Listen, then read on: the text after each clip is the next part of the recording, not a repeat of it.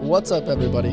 Welcome to another episode of the All Smith Project. Today's guest is literally a San Diego legend. He's one of the best big wave surfers on earth, a real go-getter, and a 2018 to 2024 World Surf League Big Wave Tour qualifier. None other than Jojo Roper. Welcome to the show, man. Thank you, Bryce. Nice to see you. Dude, I'm pumped to connect with you. You've got so many different layers to your story that I'm excited to unpack today. But first and foremost, dude, thanks for carving out some time in your big wave pursuits to kind of sneak into studio with us today. Yes, sir. It's April. That's my down month. No, I'm joking. Good to know. I'm just in town. I'm happy to be here. Dope, man. Dude, I want to unpack your story a little bit, but before we do, I can't help but lean in. We talked about it briefly offline. There was a specific moment where I knew you were different. We've got some mutual friends in Brandon Lillard and Felipe Becerra, local San Diego legends in the surf community, maybe underground for some people, right? Yeah. Little shredders. Yep. And got to give a quick shout out to Lefty's Barbershop for Felipe. Mm-hmm. Got to hold down the crew. Felipe, you're the legend. We love you. Fresh cut yesterday. Totally. Looking good. And dude, we were doing some training in Felipe's garage. And these guys were clients of mine and really good friends of mine. And we got into the whole biohacking thing of sauna and ice. And there was a day where we did the whole makeshift thing with the traditional cold plunge, I guess, in the sense of trying to take like a freezer, use the Flex Seal, make it incredibly freezing. And then a bunch of us would bring over ice buckets or ice bags rather. From everybody would bring 3 to 4 bags. Yeah, totally. Just to make it, under 40 degrees. Mm-hmm.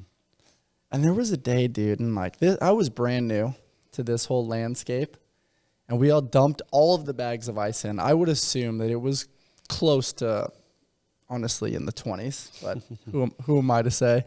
And you jump in that motherfucker, plug your nose, dunk underneath for like a 60-second breath hold, and you pop up and you're incredibly calm.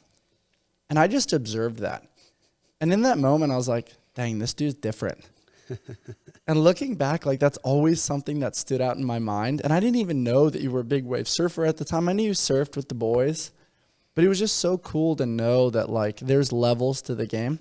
And that's obviously an incredible part of the big wave surfing community. You have to stay calm in the midst of adversity. Totally.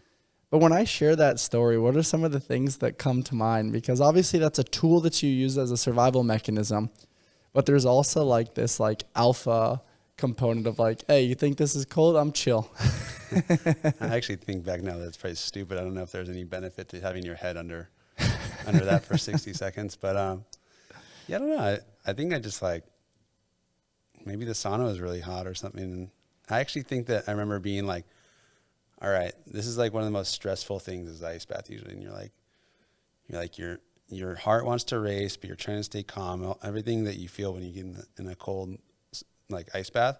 And I was like, if I could sit under this thing for a minute or longer, then I think that'll translate to a really bad wipeout where my heart rate is trying to increase, but I'm trying to stay calm. And who knows? I think I actually remember doing that for a month on and off, not every day at all, maybe on the weekend or something like that. Mm-hmm. And then I just stopped. Now I always do the end of my ice baths. I'll do a 15-second, just cool the head down. Mm-hmm. But I kind of ended that.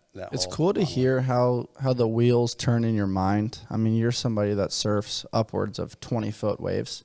And I like knowing the psychology and the mindset that someone like you possesses and using the relatability of something that you can recreate potentially on the day-to-day, like a cold plunge.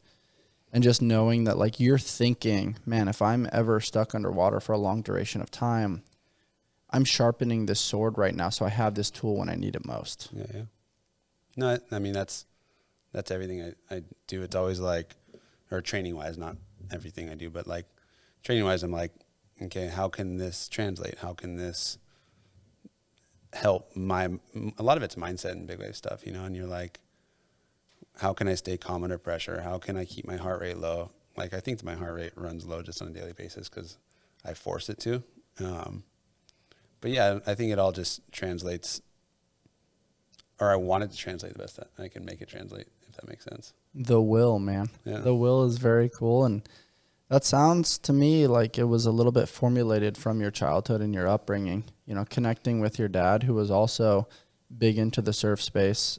What was your relationship like with your dad when you were really young, and how did he connect you to the surf world? My dad was a professional surfer in his day. He's ran a factory in San Diego here since, I think he was like 18, since like 1975. So like in high school, ending high school. And he's just kind of been like the way that I've grown up. He's just been like, to me, like my best friend, you know. He's not like he's like my best friend. He's like my idol. He's so many things to me because he is like, he works his ass off. He charged big waves for his day, big waves, which was pipeline in his day, which is like still to this day one of the gnarliest waves on earth. And he did it with style, and he worked to have fun, and then he made a name for himself having fun. And I don't know, I just idolized that my whole life because he just blue collar, works his ass off, and anybody that knows my dad knows he's just straight to the point and just get shit done. I like that, man. And that's part of the ethos of the All Smith project is Smiths build things, Smiths get the job done. We're actually all Smiths. Yeah. Because at the end of the day, like a smith is forging something under an anvil in the midst of adversity.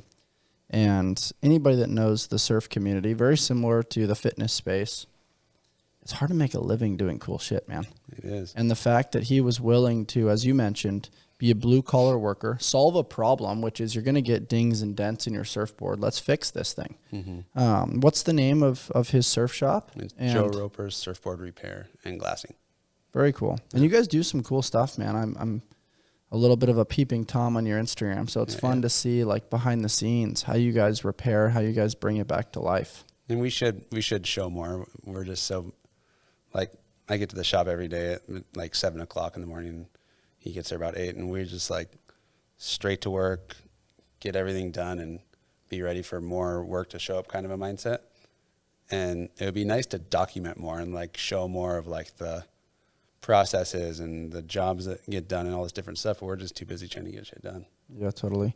It's an interesting psychology though, right? Like back in the day, I mean, even the formulation of mine and your relationship, I look back now and I'm like, man, like it would have been dope for us to document some of those garage workouts and like the comedic sauna banter that we used to have. Totally. But at the same time, might get canceled. Yeah, we would totally get canceled for sure. But also there's some sort of magic to the depth of relationships that's like, you know what? You actually can't recreate that with social media. Mm-hmm. And I think there is magic in that. And in losing parents or losing friends, you think about that a little bit where it's like you want to hold on to these possessions or these things. But the magic is really here. It's in the memory and the energy that you felt with that individual. And it's part of the reason why you've formulated so many great relationships with people in the pursuit of big waves. Mm-hmm. I was fortunate to connect with a bunch of people within our circle that know you, that shared some little behind the scenes in the last couple of days that I was able to gather and document.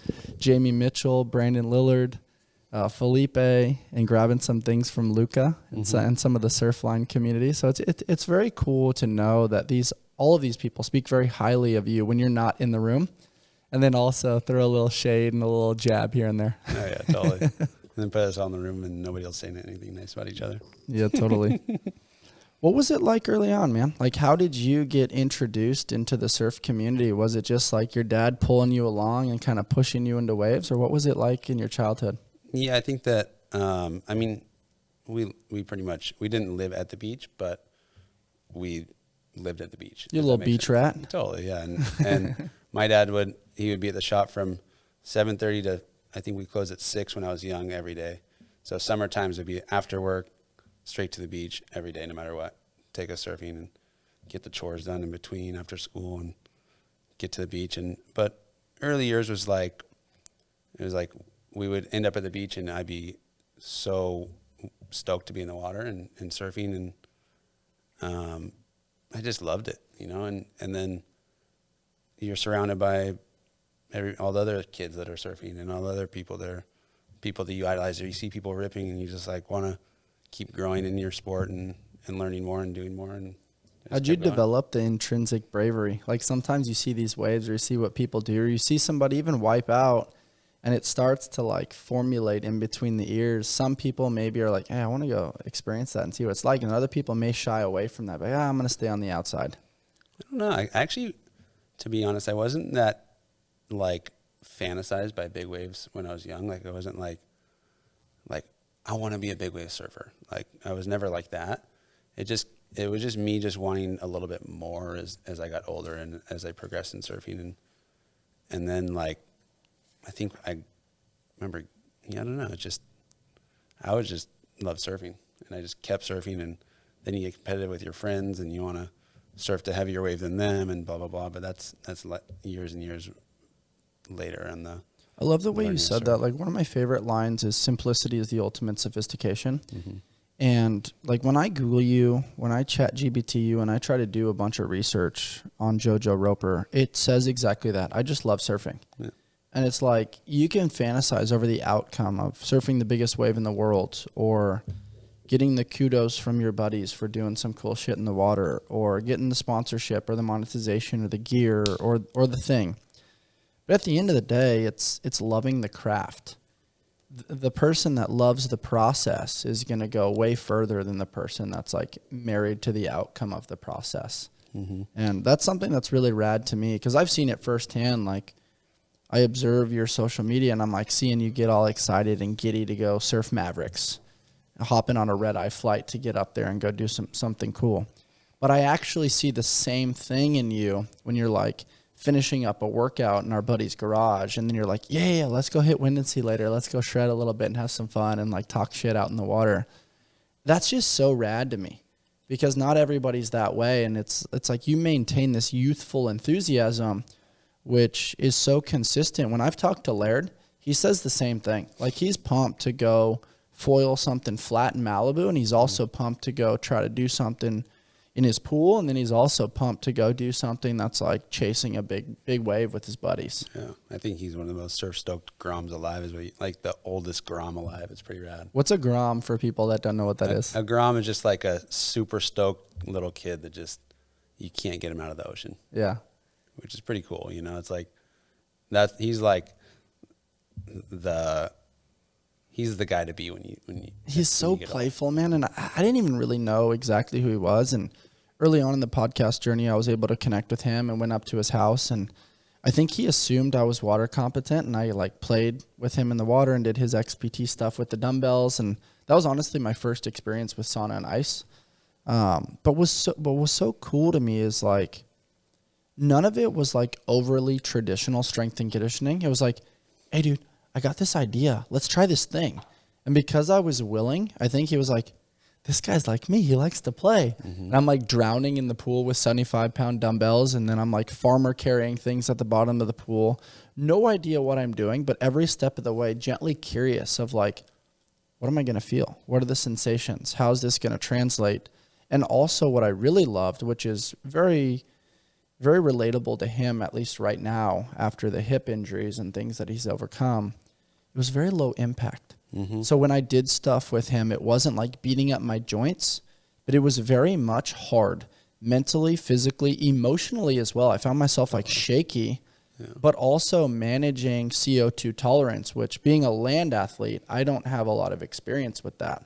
And so I thought it was really cool. And it's been awesome to see you formulate a relationship with Laird's little like protege, Luca Padua, and kind of have a friendship there. Like, what's it been like to you to better understand, like, whoa, like surfing's great, but now there's all these relationships. And then there's the secondary component of like, wow, we're training for surf culture.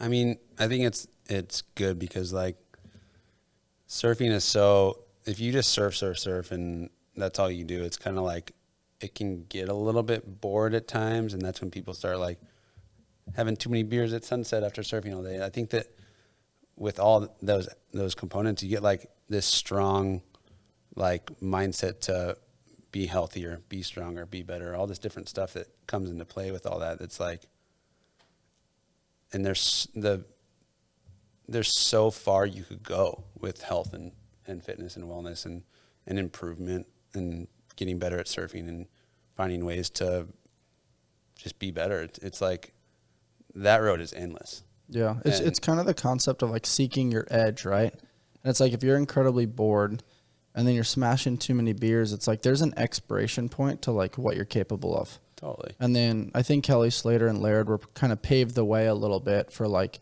health and fitness integration with surf culture, which I also do think there is value to having beers with the boys and getting some laughter at nighttime. Totally, yeah. And so like that is a part of it, but it's like moderation in all things, of course. Yeah. When you were early on and you were observing, seeing kind of what your father was doing, you grew up kind of in that La Jolla, Bird Rock, PB area. What was your integration like? Like, were you chasing waves at Wind and Sea? And then when did you get like the travel bug to be like, whoa, I now have knowledge that there's bigger waves other places. I got to go play. I kind of I would just go surf where the waves were good in San Diego. San Diego stretched from San Diego into Baja basically it's like there's so many good waves from all of Baja, from the border. I don't really go North County. I'm like South County to Mexico is kind of my thing. And there's so many good waves in there that I was just the guy that would, or the kid that would always want to like go where the waves were good. That low tide here, high tide there, west swell, south swell, like wherever the components would line up is where I wanted to be. And with that, you don't get stuck at Wind and Sea, so to say, every day and only surf there. And luckily I grew up here in San Diego and I know tons of people at every surf spot, and it's fun to like go surf down there and go surf up there and see your friends and surf different waves and see more people, and you're like more community style that way. And then I just kind of started graduating more and more, and the reefs and everything in La Jolla weren't enough to kind of satisfy me, or I had gone to Hawaii when I was like 16, 17 and was like, damn, these are some crazy waves. And then that led me to Puerto Escondido when I was like 18 years old, and I really got a bug there because I remember seeing like Greg Long and Rusty Long and a few other crazy guys. Back then there was like 4 to 5 guys out at like gigantic 15 to 20 foot Puerto Escondido, and I'm just like watching these guys get barreled, and these are like my heroes. I'm like, wow, this is crazy. Like, yeah, I want to. Not only are these some of the biggest waves I've seen, but these guys are getting barreled and getting spit out and getting stuck in rips and swimming for their lives around the whole beach break to get back. And it was just sick. I was like, I want to do that one day. That's like the epitome of really living instead of just existing. Oh, totally. If you could, to the maximum, those guys. It was for radical. Sure. If you could, how would you describe the feeling of getting barreled? There is nothing like it. I don't know what it is. It's just like you're in the wave. You're kind of in this like pseudo squat pattern. You're kind of like vibing. Maybe your hands kind of kissing the water. The barrel or the wave is up and over your head. Like, what are you thinking about? Like, what does it feel like? You know what's crazy is like, unless it's a technical barrel, if it's like a barrel you like pull into and you know you're coming out of it, it's kind of like one of the only things that you'll feel where you're like, you really noticed your like hands tickling the water and like the view and the colors. It's like, it's almost like the only moment that I'm not spiritual or any of that, nothing wrong with it, any of that stuff. But it like, that's the place that I feel like, oh, I really see like a whole, I'm looking over instead of, not like, I don't know how to say it the right way. Maybe it is a spiritual thing. I don't know what it is, but it's like something that's almost, I like to say there's something to the human experience that doesn't quite meet the eye, but must be felt. Exactly. Yeah. And that's what that is. 100%. That's so rad. It's a whole nother dimension of a little world in there. That's awesome. We've got a couple close buddies that, I'm a horrible surfer. I basically go out on a Costco wave storm and look like I'm like humping a surfboard in the middle of the ocean. And our buddies love pushing me into waves and making fun of me for what's to happen next. But there have been a few times where I popped up for like 3 to 5 seconds and I'm like, I get it. Like I have not done anything massively burdocious or braggable like you have, but it's one of those things where it's like I can sort of relate to the feeling that you're trying to describe because there's literally nothing like it. And I feel like you experience it, but then also it's nature. So you have to practice the art of patience, and you're constantly in pursuit of that feeling again. Mm-hmm. And then that feeling obviously has levels to the game, whether it's a big wave or whether it's a technical wave or whether it's with your buddies or whether the ambiance is dope. Like there's so many different angles or variables that get considered for sure. Totally.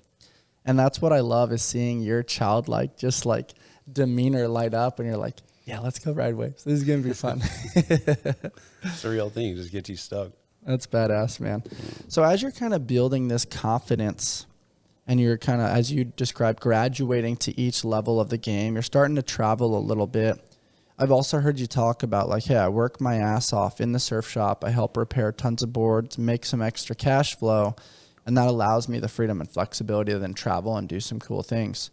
Where did your travel bug kind of start? And what are some of the spots that, you know, were on your radar early on and what's on your radar now?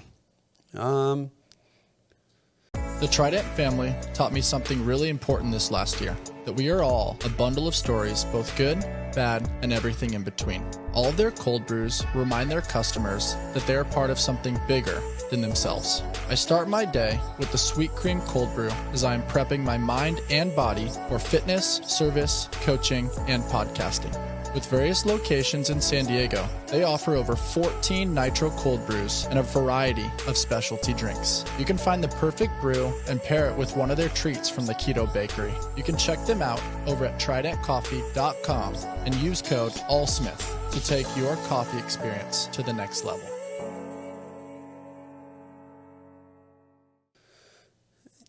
When I was young, you know what's funny is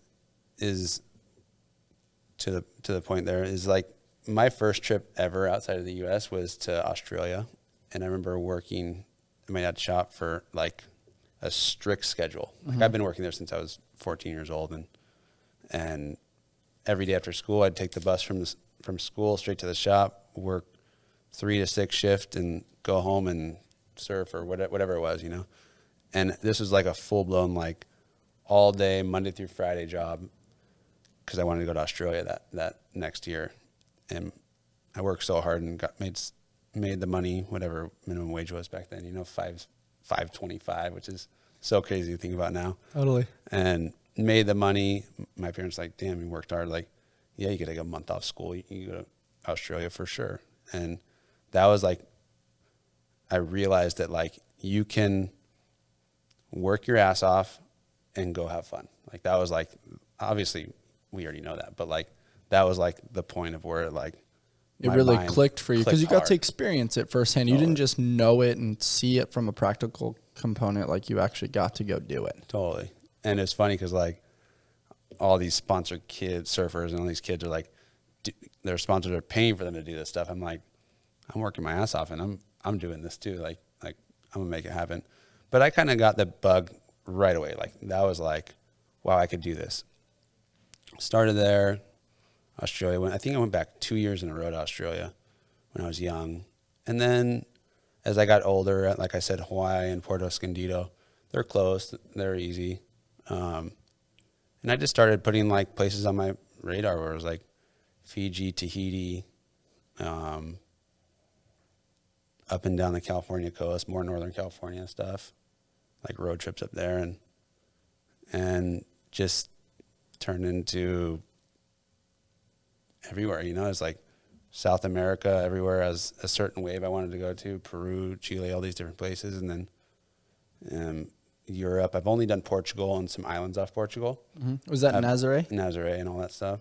I've seen some video from Nazare, and it's like epic because it's also, isn't it like off of some cliffs? It's hard to like get out there, right? The reef is in a weird spot. It's actually a beach break. So it's like, interesting. Which is even crazier. It's like this pinnacle point headland that sticks out, and on the south side of it is like this gigantic, huge bay. Outside of it's the biggest canyon that meets the coast in the world, I believe, is why the waves get so big.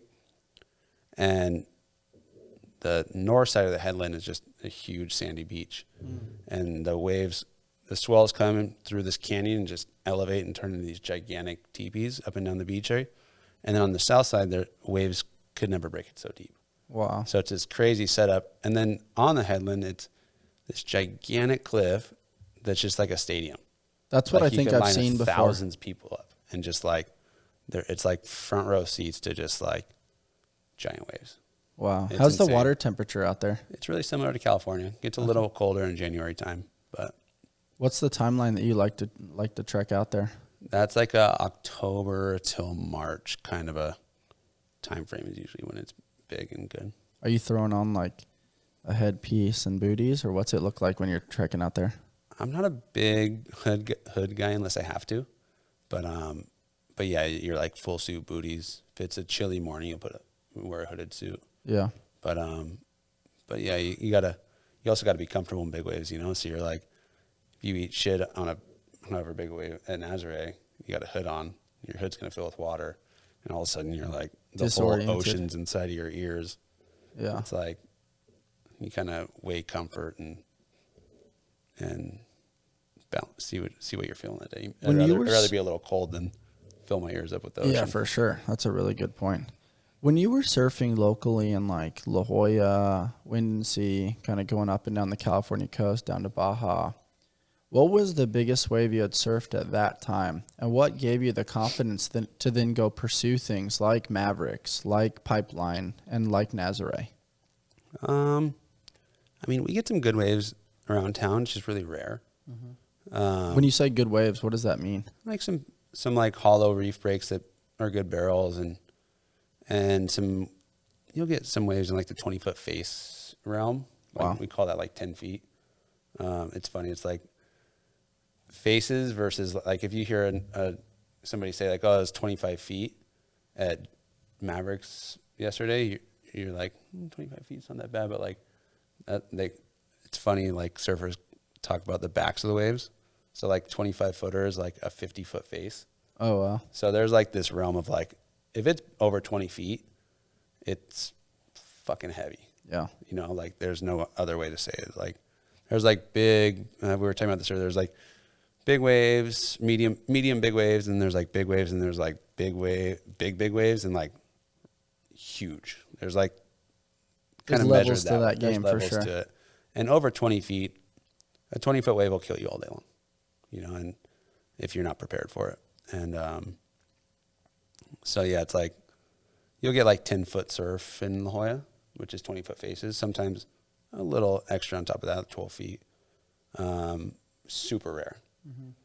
And even like up and down, like on the west coast of California, you have Mavericks, and then south of the border you have Todos Santos and some other fun waves in between, like some fun big wave spots. But even those waves are pretty rare. Like you get Mavericks that gets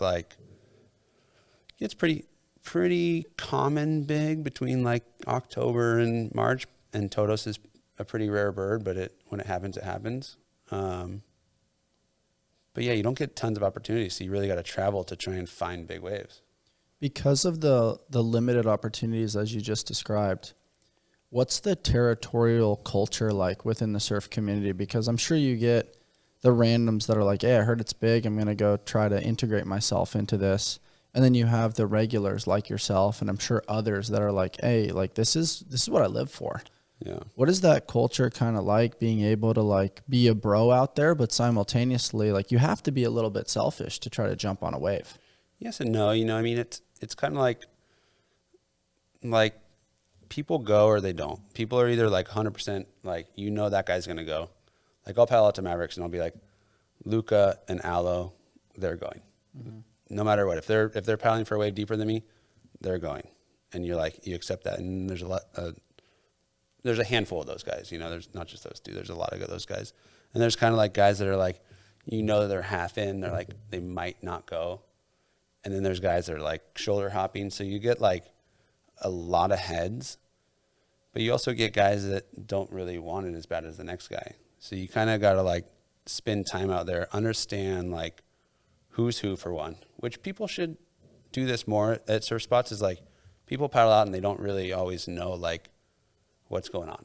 And they're like, like, oh yeah, they were just taking every wave. And then like, but they're in the spot and this person's not. And it's like, it's a funny little game, you know, and the more time you spend out somewhere, you're like, that guy's going, that guy's maybe not going, this guy's not a chance even paddling for that wave. Mm-hmm. And you kind of understand the way it flows, and then you insert yourself and respect people, and that's how I learned, you know, is you go out and surf somewhere and you respect the lineup and you see who's who, and you make sure you know who the locals are, and show respect and wait in line and get your wave. It sounds like a little bit of like a painful process, in the sense of like, you have to practice the art of being in the wrong spot. You have to get probably cussed out by somebody else by being in their way. Maybe your paddling is not as strong. And it sounds like it's almost like an intuitive relationship that you developed as a youngster, kind of being submerged in the surf culture, that you understand the flow of the wave. You understand, like when you say being in the right spot, like I have no idea what that would be. Mm-hmm. And I would find myself in the midst of a rock in a hard place, and then unapologetically being a bit like, hey, I'm sorry, like I didn't mean to be in this spot, which has happened to me many times out at Wind and Sea and La Jolla Shores a little bit. But it's very fascinating that, like, I think surf culture is, you have to do what you said, which is put in the time. Mm-hmm. And if you're not putting in the time, you actually probably don't deserve to be at Mavericks or some of these high-level spots. Well, in the same situation, like I'm talking about Mavericks, like any beach break in San Diego or anywhere, like it's a huge playing field, and you learn a lot. You develop your strengths and figure out how to surf and do all this stuff.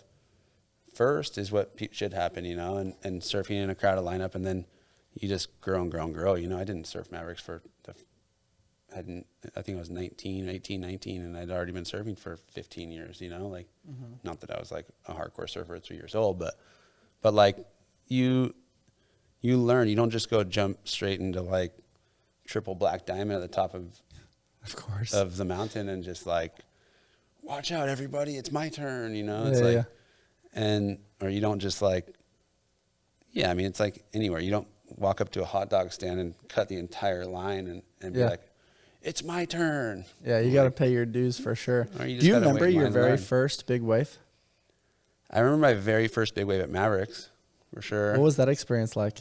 It was pretty crazy, to be honest. Like, I remember like being like ecstatic that day, like on a whole nother stratosphere of like, wow, like that was insane. Who'd you go with? What was the crew that you traveled with? There's a guy from La Jolla, Derek Dunphy, and he'd been surfing big waves for a long time. He was a generation older than I am. And he was like there hasn't been many. There's been generational big wave surfers in La Jolla, but not like too many. And there's a huge gap, like from who knows how long, but he was the only one, and a guy named John Maher were the only two guys that were really like pushing it hard, the generation above mine, who I looked up to. Because I think when you're younger, you're kind of like, you're not looking at like the old guys. You're kind of looking at like those closest to you, within like, reach. And then like my dad, you know, like he was like, those guys and my dad were like the people that I looked up to in surfing. Mm-hmm. And he had won the biggest paddle wave of the year at Mavericks the year before. Mm.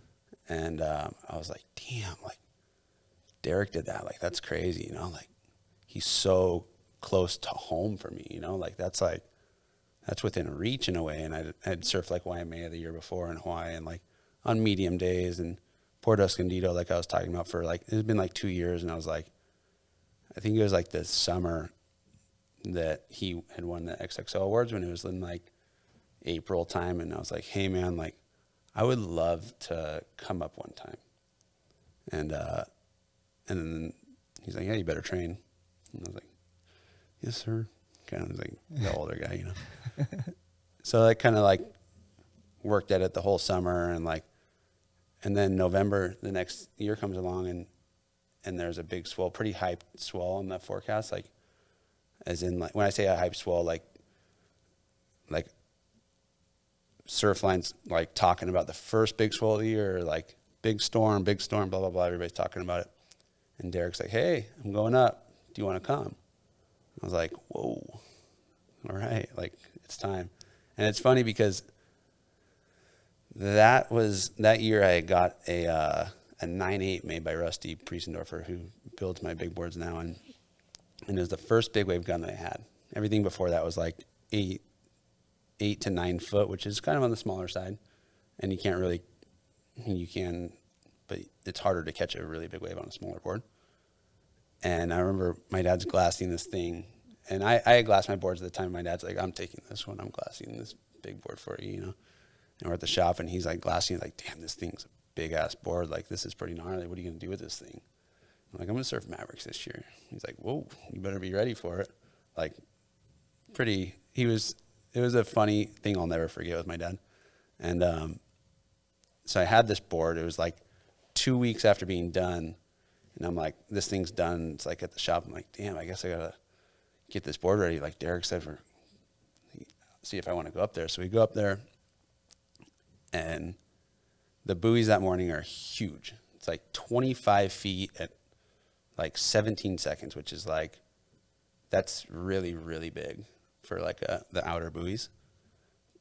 But luckily convert that to like what a better swell direction was. So I guess the swell was a little bit north. And I remember it being a little over 300 degrees, which is, it kind of misses a little bit. So it was like the perfect opening day in a way to like get the shit scared out of you, but also like see if you want it. So we paddle out, and it's a half-mile paddle around these big rocks, and it's super gnarly. This is like before all the flotation devices, all like the stuff that we wear nowadays. And just like freaking whiteboard, leash, black suit, like old school, like the way that I always thought was cool. Now I have these bright boards and bright wetsuits, all this crazy, whatever. But you got little steez out there. I've seen your board a few times. It's dope. It's a little bright.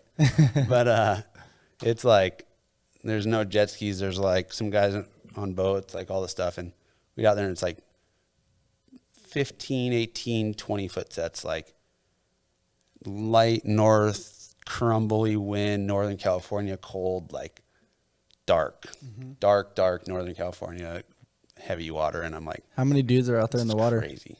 With all the hype, it was like one of the most crowded swells, like a long time. I think there's like 30 to 40, which now there's normally like 60 plus out. Yeah. On a really hype day.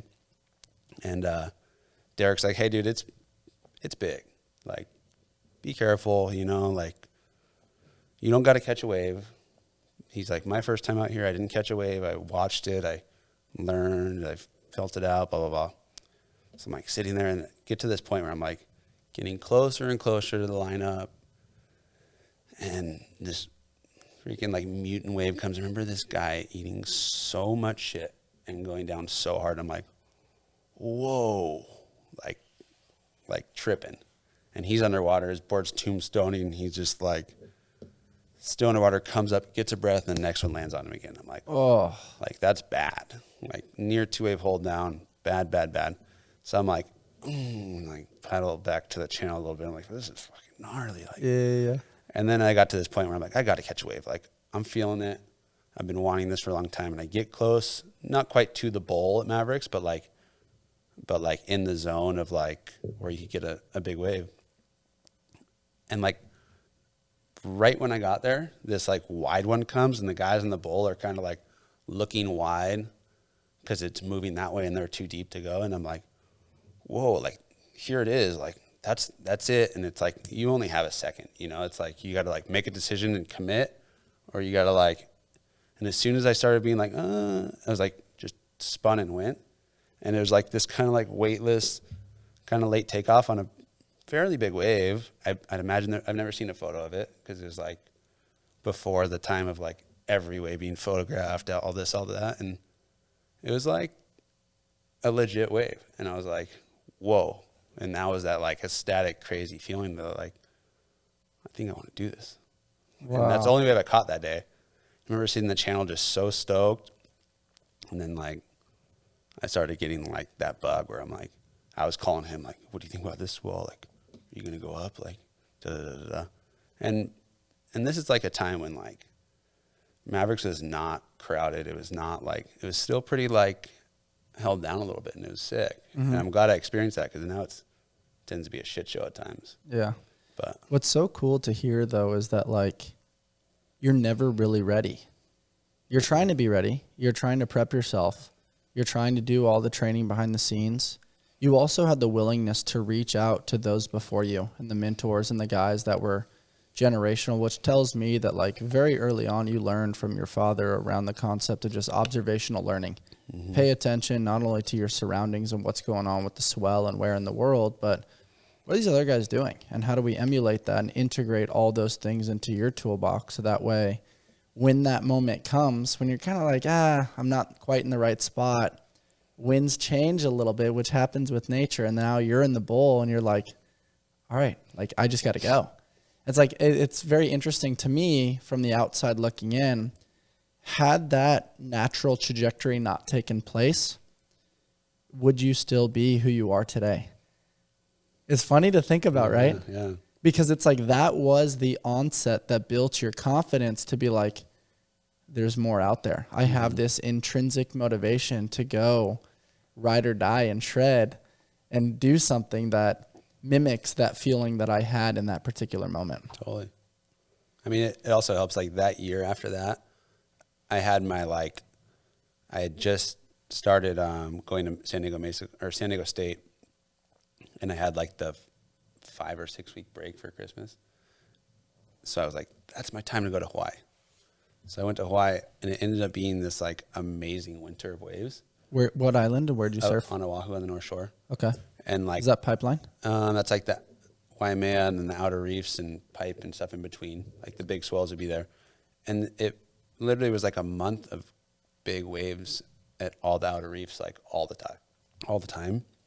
And it was like one of the most opportunities that I could have ever imagined to like catch a wave out there and then like go straight into like a pretty good, like surfing big waves often, which isn't always the case. Like I think 2 years ago we had like 5 opportunities in a whole winter to surf big waves. Like this was like probably 20 plus sessions in a year, like my first year surfing big waves. So you kind of learn a lot.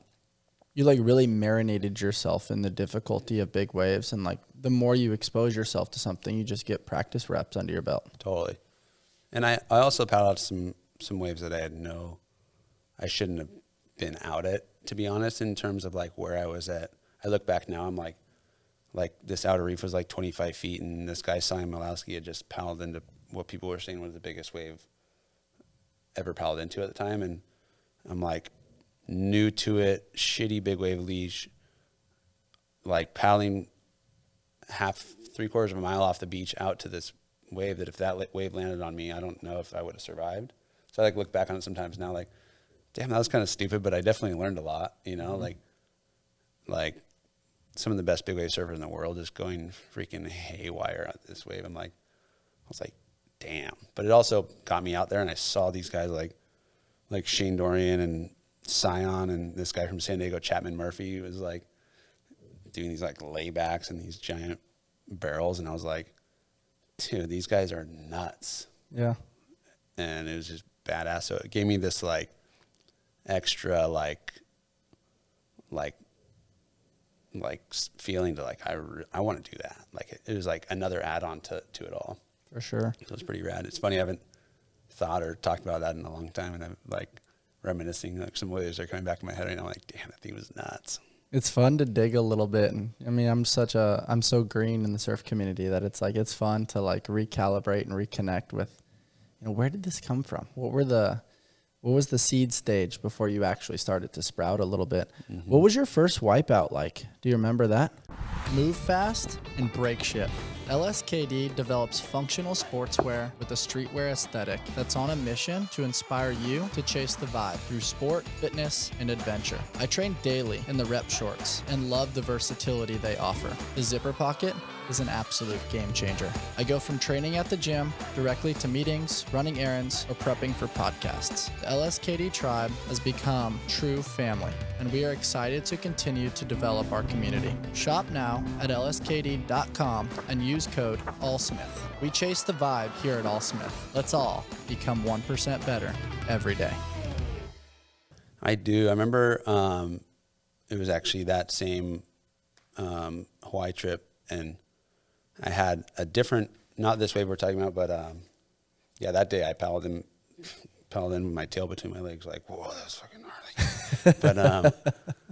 But like a week later or less, I remember paddling out to this other big outer reef left, and it looked really good from the beach, and there's only a couple guys out, and I got out first wave, and I'm like just trunks and no shirt, because there was no flotation back then, so I was like, that's the comfiest way to, like, if I'm swimming, that's the way to go. And it was a big wave that I had caught, and I like went to bottom turn, and this wave went so fast down the reef, and I just was like straightening out, like went to bottom turn, knew it wasn't going to happen, had to straighten out, and just got mowed.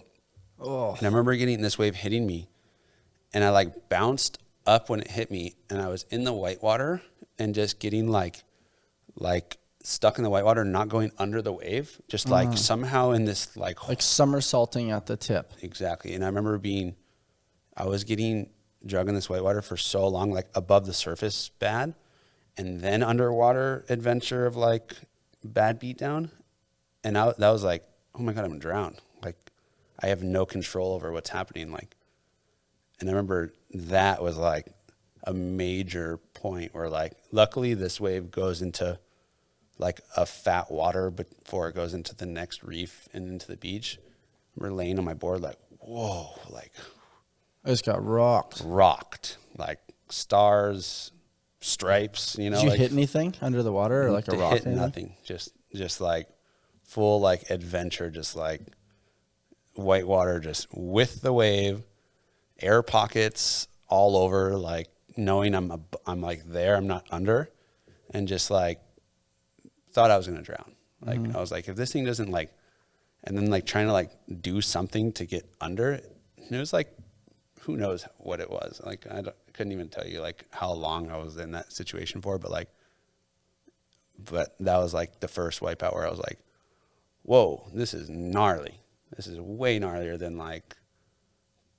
than anything I've experienced. But then it kind of put like a bigger fire under the training aspect of it for me, which was good. When you say the training aspect, like what did that look like thereafter, where you're like, okay, I need to build my CO2 tolerance. I need to understand how to hold my breath underwater. Psychologically, I need to find a way to keep my heart rate low and stay calm. And then also, I'm sure there's other protocols associated with water safety and flotation devices that are around now, which is super cool. We didn't have those then. Yeah, totally. At all. And then like preventing the leash from like wrapping around you and your limbs from tossing and turning certain ways, there's which is no obviously prevention of that. Yeah, totally. You can't, there's no way to train that's what's cool about big wave surfing is like, you could train, but there's certain things that you cannot keep from happening. Yeah. You know, like, but I do think like a novice like myself would probably try to like fight the water a little bit, which is probably the antithesis of what you shouldn't do. Yeah. Cause then you're raising your heart rate with no oxygen and doing that. For sure. But it's like your intuition probably, you know how to like mold with the wave. It's almost like pseudo parkour in the water, right? Like they talk about people that are like relaxed when driving at the wheel and the ability to like kind of go with where the flow and the motion takes you. Mm-hmm. I mean, I would assume with your experience and the longevity that you've had within the sport that you have some sort of natural relationship with the water, that like you understand how to move, which would be complete opposite to me. Yes and no, you know, it's like you have no control over what it's going to do to you, which is like, you'd be like, oh yeah, keep my shoulders in here and like stay stiff, or then you're using energy, and also you're going to get separated from you want to sit like this, the ocean's going to be like, no. Yeah. Not a chance, bro. Yeah, totally. But yeah, I think that you just kind of got to like accept it. You just got to be like, there's nothing I can do but relax and try and just stay calm. Oh. That's all. My thing was always like smiling underwater. I don't know why that was my thing, but like I feel like that just like helped like block my nose a little bit, and I'd be like making this dumb face, you know, like just trying to smile. And I mean, they talk about that in sports psychology all the time. Bringing the corners of your mouth out by your ears like definitely changes your relationship with hard things. Oh, Maybe I'm onto something. There you go. Mindset expert Jojo Roper over here. I love it. You know what's funny is back those times, like when that wipeout happened, is static breath holds were really popular, or maybe not popular. Like it was this like the way to be ready for big waves is to hold your breath as long as you can. So I'd be like doing breath hold stuff all the time, and I look back on that now, like, yeah, I could hold my breath for 5 minutes back then because I was training every single day, like doing these like performance free dive charts they had on this. I had this little book. It'd be like, breathe up for this long and and I'd be like in the 5 minutes and whatever that zone is, but like that doesn't translate whatsoever. Like now I've learned how much, or not now, like the past however many years, I've learned a lot more about like raise your heart rate, then hold your breath, and then do this. And there's so many ways to like play the game. It's so funny you say that. I was just having a conversation with somebody in the fitness space last night about this, where it's like in the beginning, you just need the skill, right? You're holding your breath. Then skill acquisition is, can I apply that skill in the midst of an elevated heart rate? Cool. Now I've acquired that that skill. And then the next protocol would potentially be, is it repeatable? Can I do this high intensity interval training and then hold my breath, have a little bit of a rest interval, and repeat that cycle over the course of multiple times? Mm-hmm. And, you know, not saying it has direct correlation, but from a training standpoint, it definitely is going to enhance your physiology, your ability to manage psychology in a very stressful situation, and also give you that wherewithal of like, hey, I've been here before. I know how to manage myself in the midst of extreme discomfort. And I mean, Laird talks about it a little bit, like when you get that crave to breathe, swallow a little bit, or those little tools utilized to try to like manage when you really have that mini freak out underwater. Mm-hmm. Yeah, like the contractions when you're underwater and you're like, you feel like that kind of like funny feeling of that first contraction. You're like, all right, now like, okay, do that 4 more times or 6 more times or whatever, like however, everybody's different. So like as soon as at your first contraction, that's when you're like, all right, here we go. The breath hold has started in a way too, you know, like even if that's a minute and a half into your breath hold and your first contraction comes, that's your first urgency to get a breath. Mm-hmm. And that's when you start like, all right. And then if you practice a lot, like it's funny because when I was doing those static breath holds before, the difference that I've been doing now is like those you could like nearly time it. You're like, all right, it's like a minute, here comes contraction number, blah, blah, blah. Oh, you could predict it a little bit. And then you're like, technically you could be like, all right, first contraction, all right, I got this many more to go, or I'm halfway to before I need some real air. And it kind of like put a timetable on things, which is so unrealistic to big wave surfing. Yeah. There's nothing like that. As you're at the bottom of the ocean and getting freaking ragdolled, you aren't thinking about like, there's my first contraction. Yeah, I have 2 more. Yeah, totally. You're like, whoa, stay calm, keep it all together. You know, like it's a funny. Have you ever experienced like a shallow water blackout before? I have not, knock on wood. Yeah, let's keep it that way. That's good stuff. I did a few free dive courses and they really push you to try and black out. And I mean, yeah, I never did. And I'm glad I didn't, because I know that once you start blacking out, I think your body accepts that it's a okay thing to do. Yeah. So the more you black out, the more, I could be totally wrong, but I think I read this somewhere or something, and the more you black out, the more your body thinks it's okay. So it might continue to do so when normally you might not. Yeah, it almost sounds like a subconscious boundary of like, I know that exists, but I'm not going to allow it to happen. Yeah. That's cool.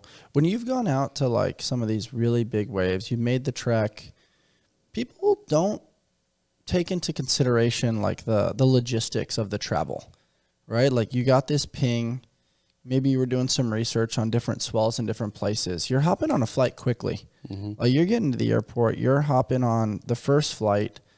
Early on, you were transporting all your boards, which is a pain in the ass. Now you've got the luxury of kind of leaving your board certain places. But like you're sleep deprived. You don't have your normal protocol of, you know, your morning coffee, your morning shit, your breath work, whatever your routine is. It's like, no, we have a single shot opportunity to go catch some of the biggest waves in the world. We need to make this fucking happen now. Mm-hmm. People forget about that. Like, they're trying to create a narrative around it, and they're watching on their phones from the comfort of their home. You know, you and Luca and the crew chasing, you know, big waves on Surfline. But you're uncomfortable. You're sleep deprived.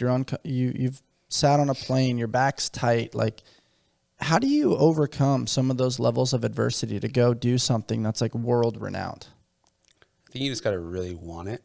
And there's swells where the swell's only good at, say, Jaws. Where's Jaws? Jaws in Maui. Okay. And you're like, all right, I'm going to get there a day or two early.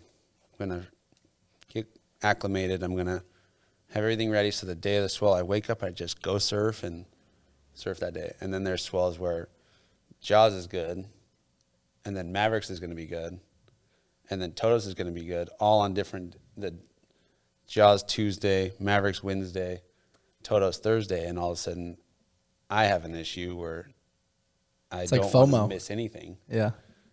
And I'm like, fly to Jaws, surf all day, red eye overnight, which is like a pretty bad 4-hour sleep, and then get there. It's the next day you surf Mavericks all day, and then get out of the water there, and you go back to San Francisco airport and fly home to San Diego and hop in my truck with a ski and drive straight down to Jojos and surf the afternoon. It's like, I've done that a handful of times, and you kind of run on the adrenaline, but you are beat, and it is dangerous because you're functioning at whatever percentage, you know, there's only so much gas in the tank. Mm-hmm.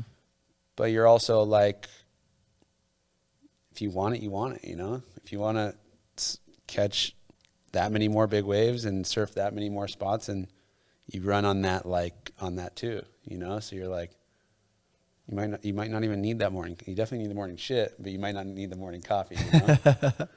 Something that's fascinating to me, Jojo, is just like, if you want to predict behavior, you need to look at the incentive.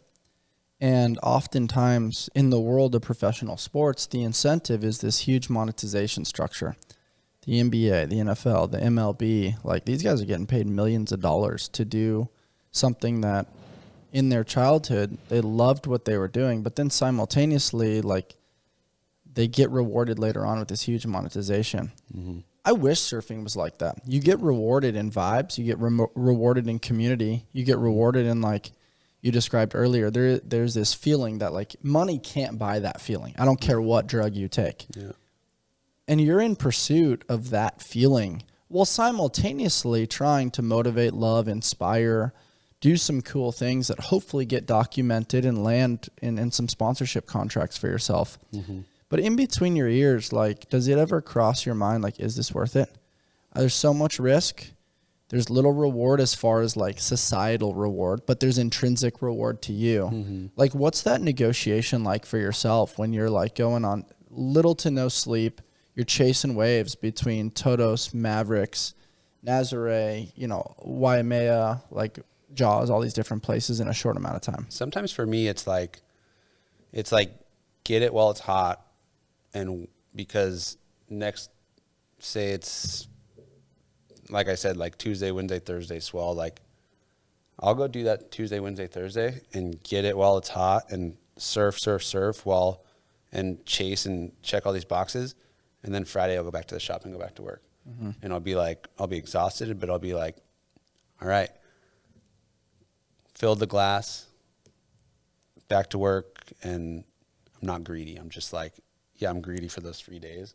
And I'm not like, here, like, cruising, doing this. And I'm like, I'm kind of the guy where it's like, here's your window, get it done. But my windows come with swells. So it's like, but I'll also go work for 2 weeks to however long in between swells. I go work my ass off. And as soon as that swell comes, it's like, all right, here's my like mental paycheck, you know, like, here's my, like, I like that. The mental paycheck. Kinda like, yeah.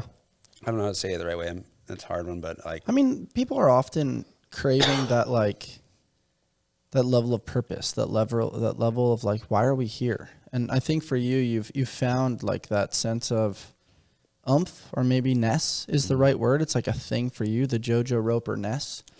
But also you're in the surf shop, and it's probably, correct me if I'm wrong, but you're probably got a fuck ton of stories to then share with your dad, with your buddies, with people that are coming in, dropping off surfboards. And there's this vibey type connection and storytelling of the adventures that you just went on.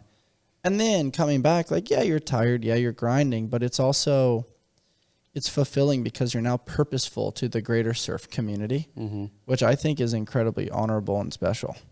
Thank you. I mean, it also gives like blue collar people like myself where it's like, hey, we're trying to build this dream, but you also got to do the things that pay the bills. Totally. And it's this relationship or bridge between the two for sure. Yeah.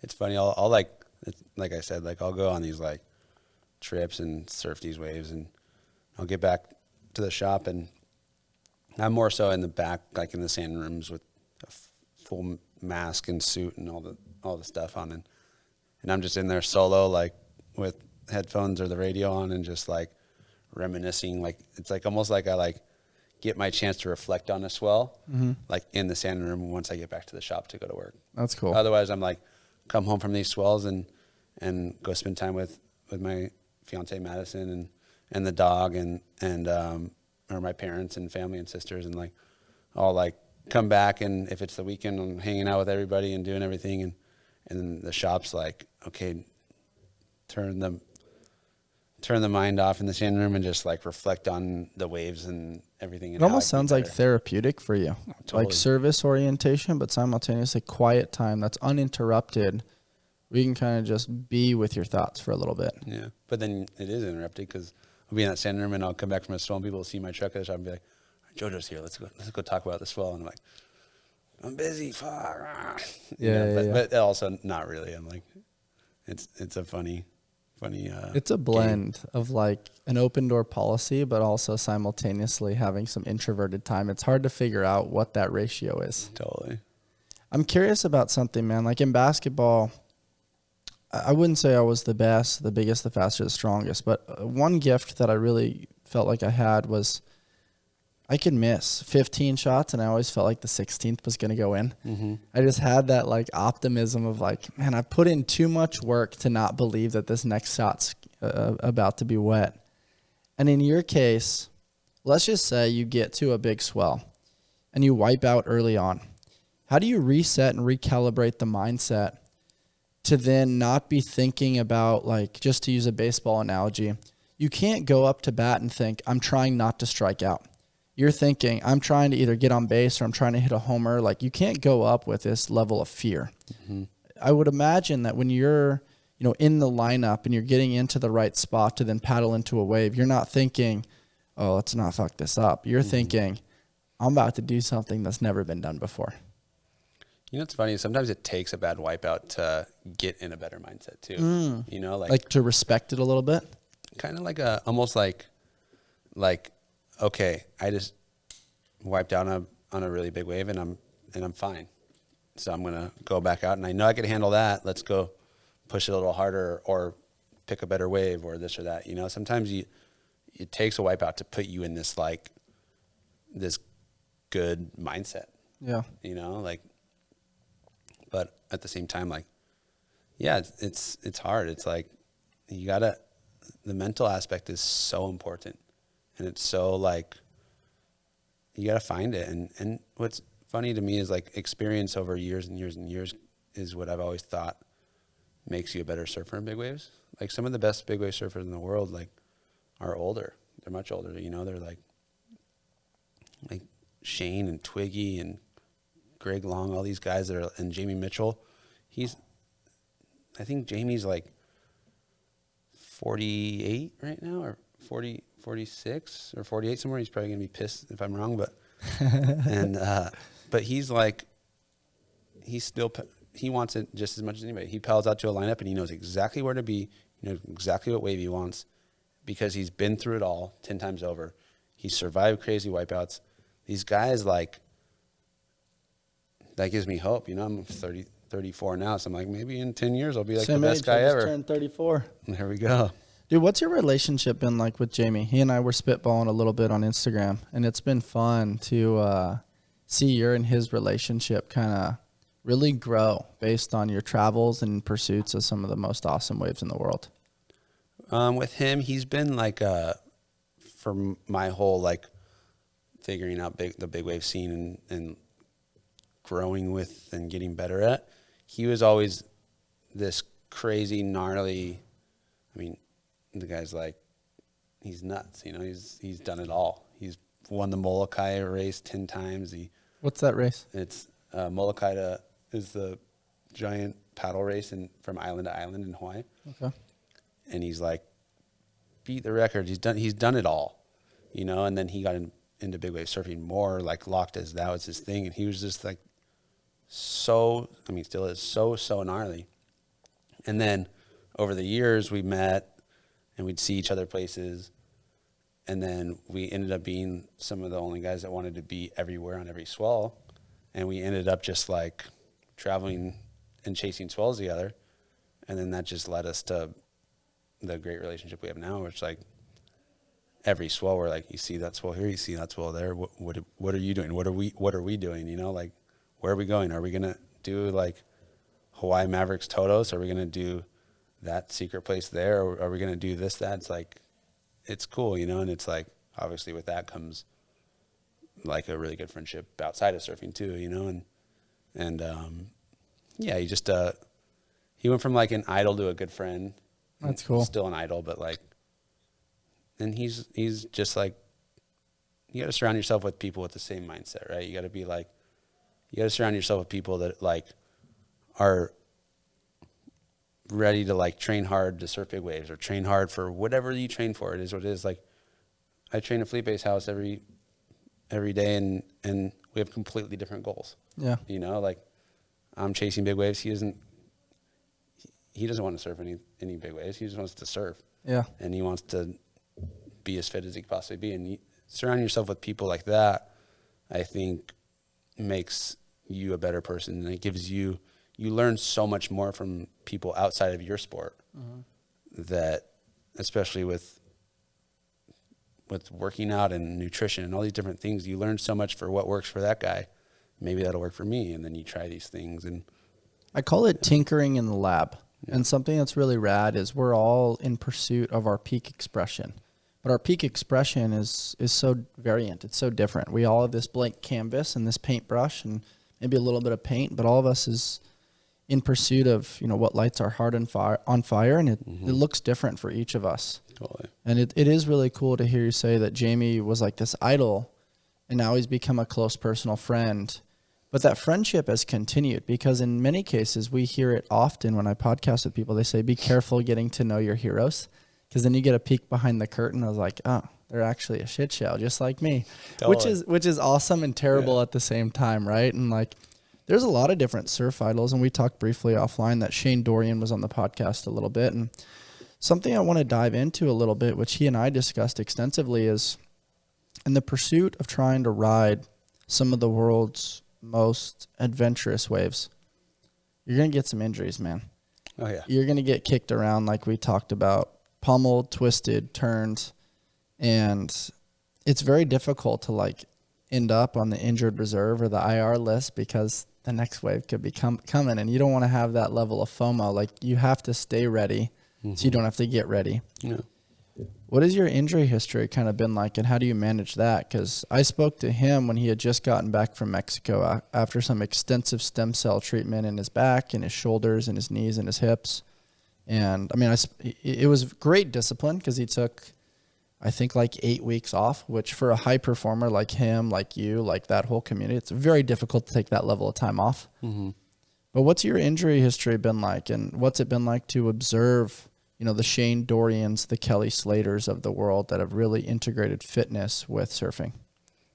I think that, you know, it's funny is I think right when we had met, and I was working out we were working at Felipe a bunch, and I broke my ankle like shortly after. And that's like when, that must have been right before or after COVID time of year. Yeah, it was almost like during it. During, like yeah. right towards the tail end, but like kind of in the middle-ish, where none of us knew what was right, what was wrong. Are we allowed to share the sauna cold plunge? I'm not really sure, but we think this is good for us, so we're just going to try it. If we screw it up, we'll screw it up and deal with the consequences. Totally. I actually started a bit of like a injury kind of like cycle around there. I broke my ankle, and it was great timing because it was like the whole world was for some reason shut down and all this stuff was going on, and I couldn't do much surfing anyways, but there was a lot of surf around home, which spun me out a little bit because I couldn't surf. But I broke my ankle, and then I had like it was called the sinus tarsi. It's like the tiniest little like ligament or whatever it is down in your foot, and it was a torn sinus tarsi is what it was, and it lingered for a year.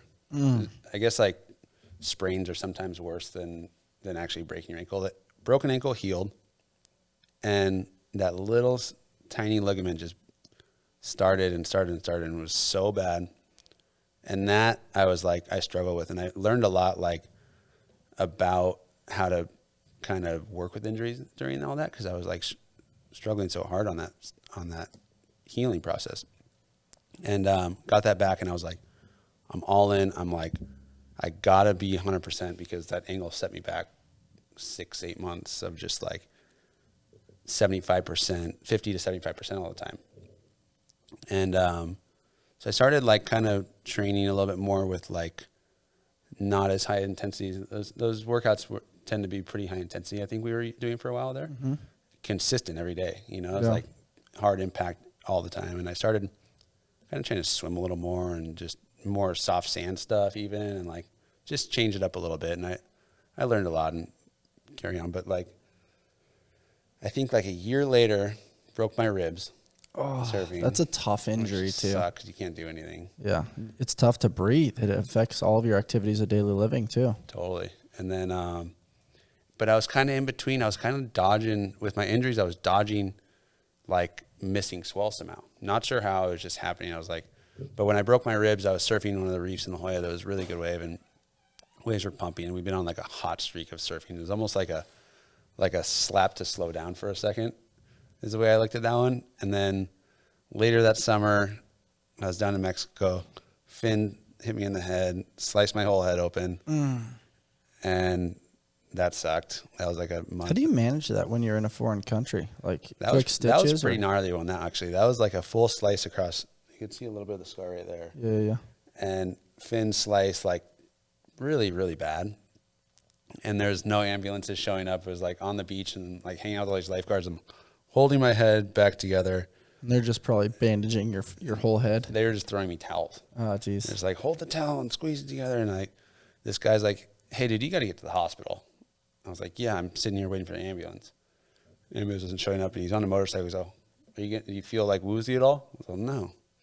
He's like, hop on the back of a motorcycle, floor it up to the highway. I'm just blood, trunks on, no shirt, wet from surfing, blood from here. Sand probably everywhere. Just sand everywhere, blood, red blood from just like that wet looking blood where it travels. So my whole body looks like it's bleeding. Yep.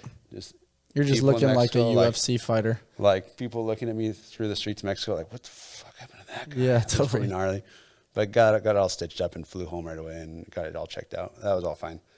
But you breeze past that, but it's like, somebody please grab a camera and do a documentary on this man. Like some of those stories, like you breeze past it, but it's like you're in that experience for probably quite some time, covered in blood. I mean, who knows what the medical insurance relationship is? You probably had to pay cash, I'm assuming. It was like $30 down there. Nice. It was killer. Yeah, that's great. Free is the way to be. Life beats us up a bit and causes some bumps and bruises, but that doesn't mean we have to stay on the sidelines. This is why we've partnered with Kinyon Labs. Get back to doing what you love with this incredible portable device designed to get you back in the game. Kinyon is on a mission to move people from pain to possible with their top-rated red light therapy and laser solution, which tackles inflammation along with muscle and joint pain quickly and effectively. What I love is that it's portable and rechargeable, making it easy to actually incorporate into my everyday life consistently. It's small and lightweight, so you can throw it in your gym bag or work bag, or even an overnighter.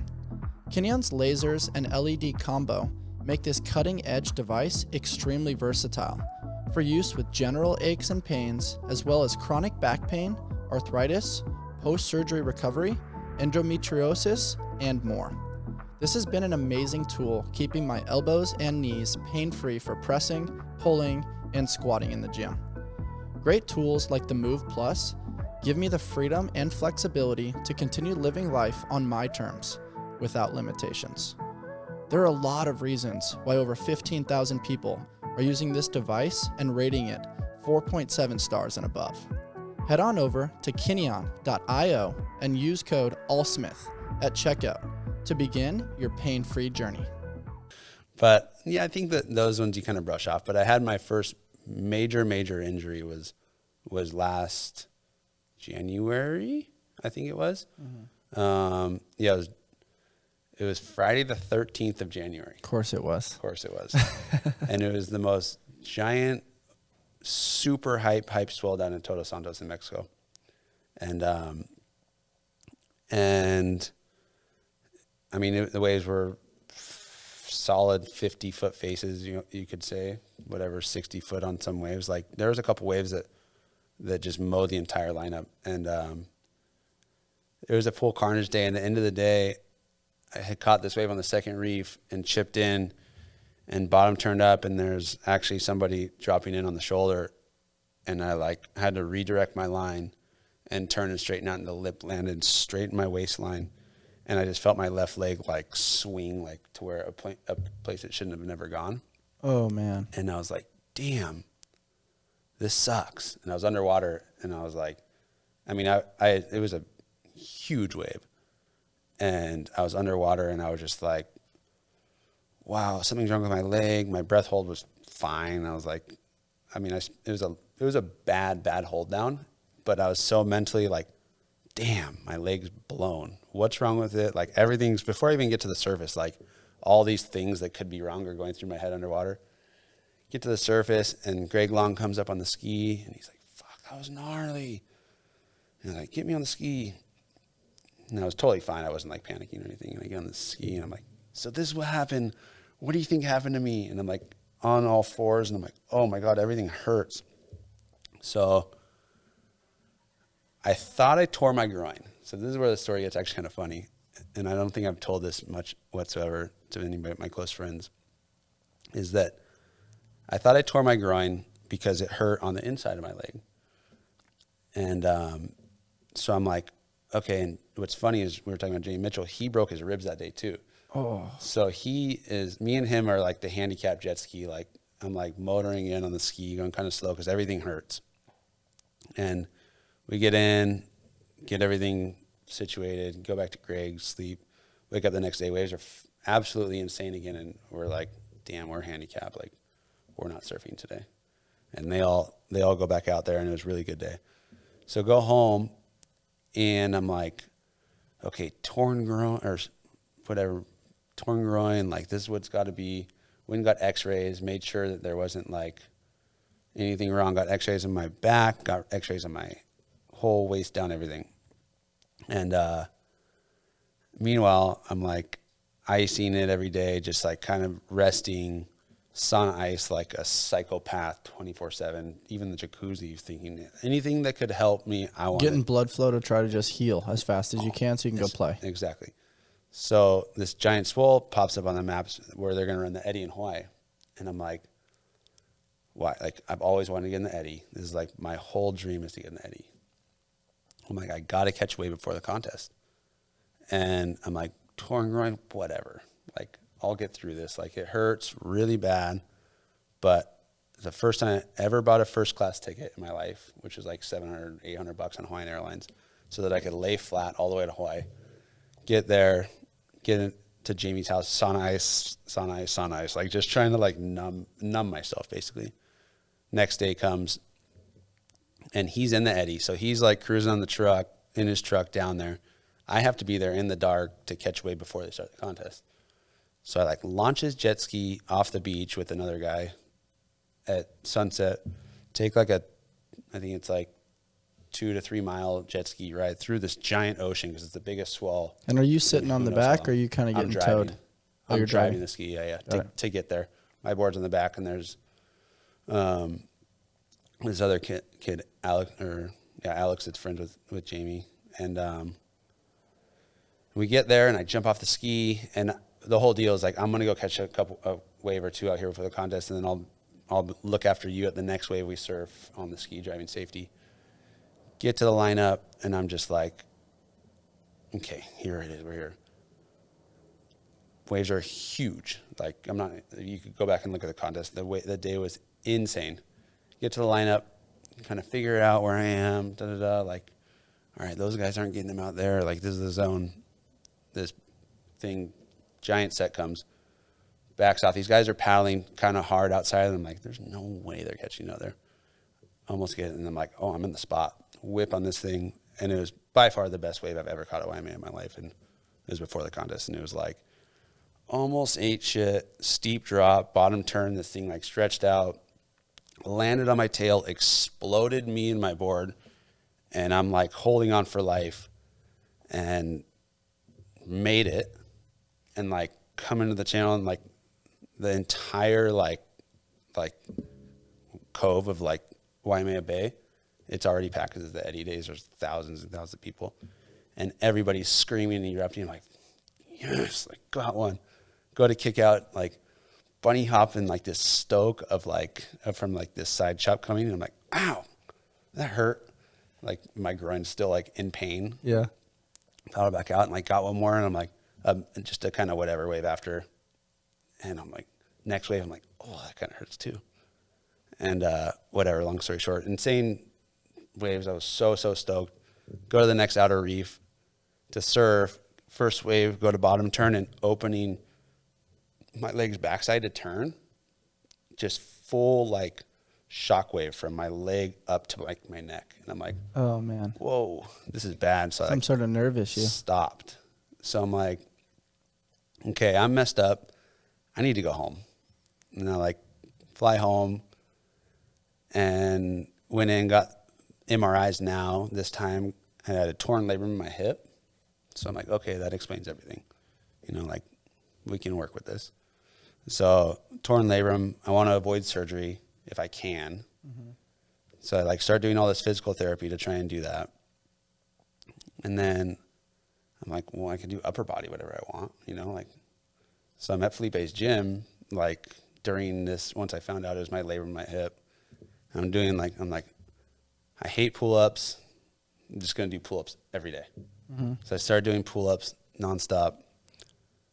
Like, I'm on like round, I forget what the workout was, but I think it was like 10 pull-ups. It's like EMOM of some sort. And it's like 10 pull-ups in whatever, however many rounds. And it's like round 3. And I'm like, oh my God, my back hurts. I'm doing pull-ups. Something's wrong with my back. Like, this sucks. And I got x-rays on my back before. So like have my checkup from this doctor, Dr. Fronick, was a blessing. Thank you, sir. Go back to him, and we like go and get these different x-rays, and he turns me sideways, and I like twist my body to open up more space to get a better x-ray. And I have a lateral fracture on my L3, I think it was. I'm like, that explains everything. Yeah. And they're like, damn, you're kind of lucky. You could have really like paralyzed yourself. Like, I'm like, you have no idea what I've done in the past week. I was like, I just surfed like biggest waves I've ever seen on North Shore for like one day last week. Like, you're telling me I'm stupid. I was like, I know I'm stupid. Like, that was not intelligent. But yeah, I ended up, that wipeout at Jojos was a broken back, torn labrum in the hip, and a lot of learning, to say the least. And also a lot of stoke. Yeah. I mean, you got to experience something. For you to come down and just be like, yes, like to do that in and around the competition in front of thousands of people inside the cove there. Like, what did that feel like? Like, we'll jump into the injury conversation later, but like for you to have that moment of like, well, I belong, I did the thing, Yeah. And I happened to be at the right place at the right time. Yeah, I mean, that was like, I mean, to this day, I'm beyond stoked that I did that. 100%. I'm like, yeah, that was probably one of the smartest, dumb things I've ever done. And definitely. I mean, it's Eminem, man. One shot, one opportunity to seize everything you ever wanted. There you go. Literally to the T. But yeah, I mean, that was like insane. Wow. I regret no regrets. Yeah, totally. Get a tat on my chest. I like that. What's been the recovery like, man? How have you kind of brought yourself back from the torn labrum and the fractured spine? That was when I found out it was broken. I had to instantly like do nothing, like zero. Were you in a back brace or anything like that? No, it was so low that no matter what back brace you have, that still It's gonna dance. still moves a little bit. But it just was 6 weeks of like, don't do anything. Like, actually don't do anything. Like, you have this much movement you could do. I was like on the floor doing like trunk rotations, and you have like something that blocks my knees from going like further than like this. Yeah. Excited, like, but I got religious on physical therapy. Like, I was like, every morning, wake up early, get it done, come back, do it again. Like, that was one of the most beneficial things I did for sure. I'm sure. Not that I did, that I like got religious about. Yeah, totally. I was going to do it either way, but I was like, Get you back to the freedom for sure. Something I'm really curious about, I've spoken to a few NFL players recently, and we talked about just the opioid addiction in the world and kind of what's going on with pain management. When you combine that with just like the community that you're enrolled in of wanting to play, wanting to chase big waves, there's a FOMO component. There's a psychology component of, really feeling like you're not living. Injuries, there's pain. You talked about doing sauna and ice to try to mask the pain. How'd you keep yourself out of trouble at that time? Staying away from alcohol, trying to like do the next right thing so that way you can unlock the freedoms towards, all right, I'm going to heal, I'm going to recover, and I'm going to continue to do cool shit. I mean, that's kind of easy for me because I'm like, most of my stuff is like a beer social, I'm not like, it's drinking social for me, and drugs I never got into. Yeah. It was like, that was like, well, that's going to slow me down from healing, but sorry. Sounds like it's just getting very clear on what you want. And also just because you're around Felipe and Brandon, all these guys are into doing cool things as long as possible. Mm-hmm. They're now, well into, their late 30s, early 40s. Brandon's in his 50s now. And a lot of our friends and our crew of people is really into like the biohacking community and following, the Joe Rogans, the Cam Hanes, the David Goggins, like all the motivation and inspiration out there to keep the body in alignment so that the mind can continue to like really do cool things out there, and not just surf big waves, but the camaraderie, seeing the lifestyle transformations that a lot of these guys have done. And then you've kind of parlayed into that, because it's easy to go the other way too. Maybe not necessarily the high performers in the surf community, but like surf culture is very much like go shred and drink all night. Yeah. And I think that what I think is nowadays, or the past like 15 years of that, is like people really realize how much training helps their surfing. And sure, like surfers are like, we're all guilty of like really enjoying a night on the town after a big day of surfing or just a good day of surfing, and surfers party for sure. Yeah. But it's cool. They're all characters. Everybody's a character, you know? Everybody has their own character, and if they don't have a character, then they're boring and nobody wants to hang out with them. Yeah, for sure. Yes and no, but totally, like nowadays it's like people train harder and know what's good for them more so, I think, than they used to. Do you think that's based on emulation and watching, because of the growth of documentaries and podcasts and social media culture? Like people are now seeing, oh, this is how Kelly Slater's done it as long as he has. This is how he recovered from that foot injury. Yeah. This is how Laird's done it. This is how Shane Dorian's done it. Those guys seem to be kind of the trifecta of like setting the standard at least for the documenting and how they've connected with the broad and inclusive, like not just surf culture and community, but also health and wellness and fitness and biohacking. Yeah. Well, there's so much information now, you know, it's like you could learn so much and try so many things that you might have never known existed before all this is like in your ears all day, you know? And it's like, but there's also a lot of false information that you're like, Oh yeah. yeah, maybe not that one, or pick the wrong thing and all of a sudden you're back, or you wasted money or something. But yeah, I mean, like I didn't know much about like stem cells and any of that stuff until like social media and like the whole Joe Rogan talking about it all the time. And then I learned so much and I got so into them, and I got stem cell injections on my back of my hip like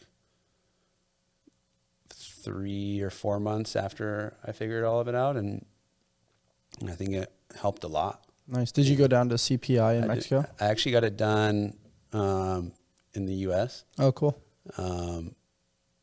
Yeah, this kind of like new up and coming like stem cell treatment center basically, and I actually know this guy Matt that lives in La Jolla here, and he's a big part of it, and he's been pushing hard for it. And the doctor up there, her name is Rebecca, and I was sold on it. Like I learned so much from them just sharing information about it, and I was like, I'm in. And I definitely was like, noticed a huge change within 4 to 5 weeks. And I was on that verge of like, I didn't surf for 7 months after all the injuries. And I was just like, first it was like, do nothing, let it start healing, and then help it heal, and physical therapy and all this different stuff, and soft, not workouts, but like soft kind of movements and stuff to help. And then I got stem cells, and it was like nothing for a month. Yeah. Don't do anything. And I was like, oh, this is going to be hard. Yeah. And gave it that month. And then like the next month was like slowly working back up slowly to like the movements and this and that. And then like a month later, I was like, I'm going to Fiji for a month. And I ended up like setting a date, like July 1st, I'm surfing. I'm flying to Fiji to do a boatman stint on Tavarua. And like, I'm going to go there and I'm going to surf and learn how to surf and overcome whatever is going on in my body for the next month. Would you say that's a really good healing environment? You talked about a boatman stint, and you're working there on the boat crew, and you're serving the different people that are coming in, touristy type community, right? Yeah, it's basically like the dreamiest place on earth. And it's a small island about an hour off of the main airport in Fiji, and connected to it is a couple of the best waves in the world, or the most perfect waves in the world. And then just outside off the reef, off the island, is this wave cloud break that's in my opinion, best wave from 2 foot to as big as waves get.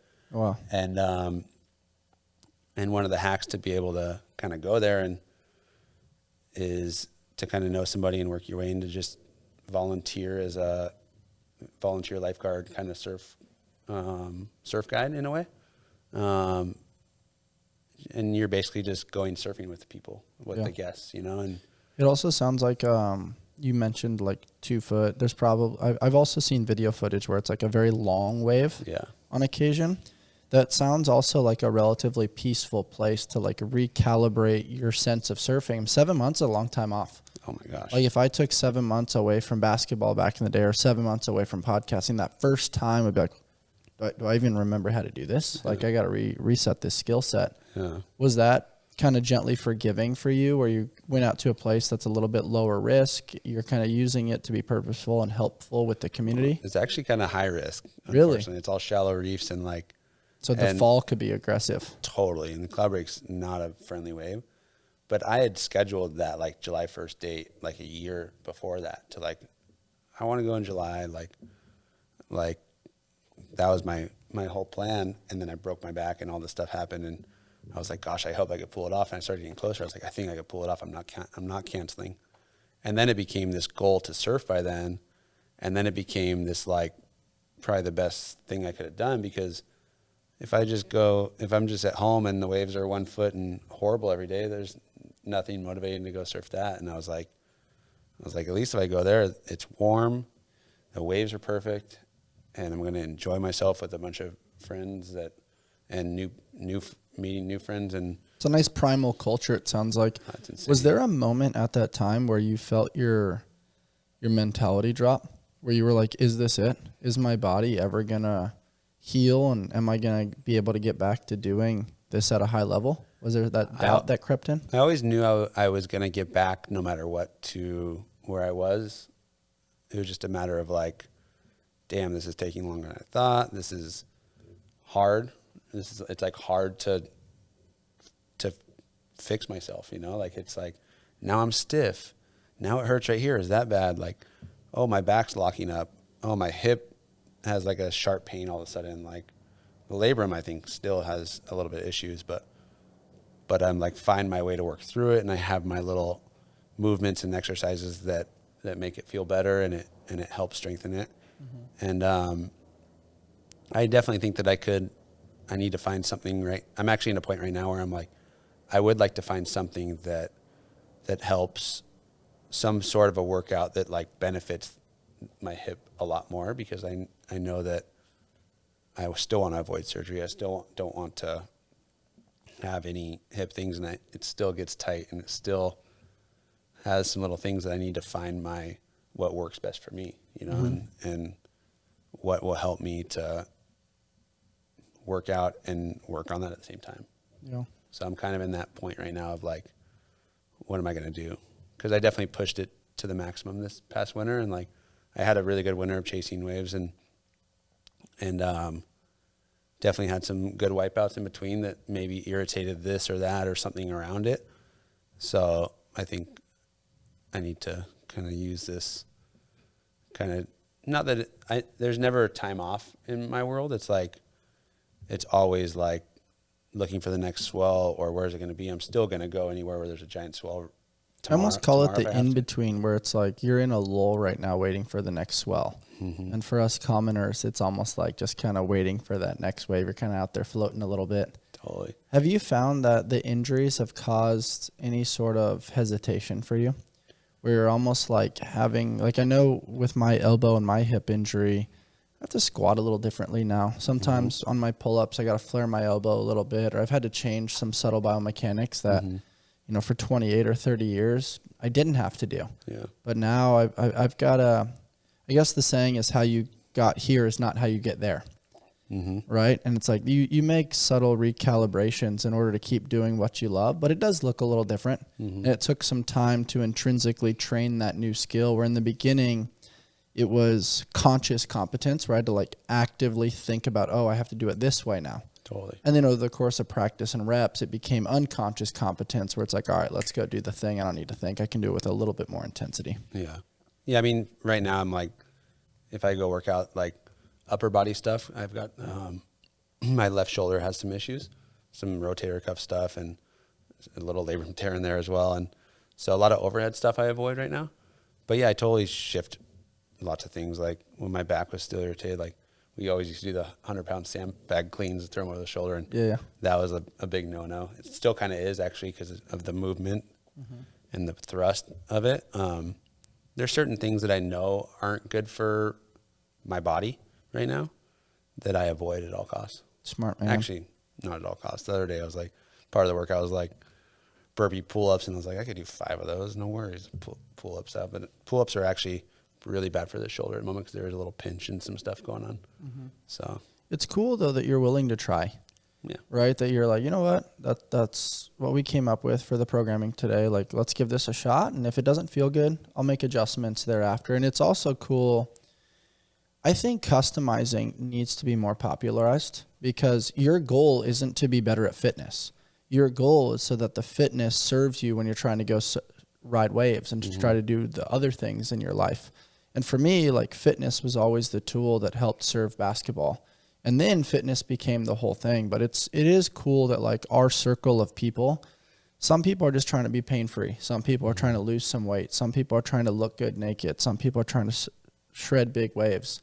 But it is cool that like within our group, we throw something up on a whiteboard, and it's like everybody has their own version of whatever's up there. But we get after it together, and at the end, we're all sweating, making jokes, making fun of each other, like just in the pursuit of trying to live a beautiful life. Yeah, totally. And it is really cool. Like, I haven't been over to train with you guys in quite some time, but we have that foundational connection of like, hey, we do hard things and we're trying to do something cool in the world and then have a cool story to tell on the other side. Yeah, totally.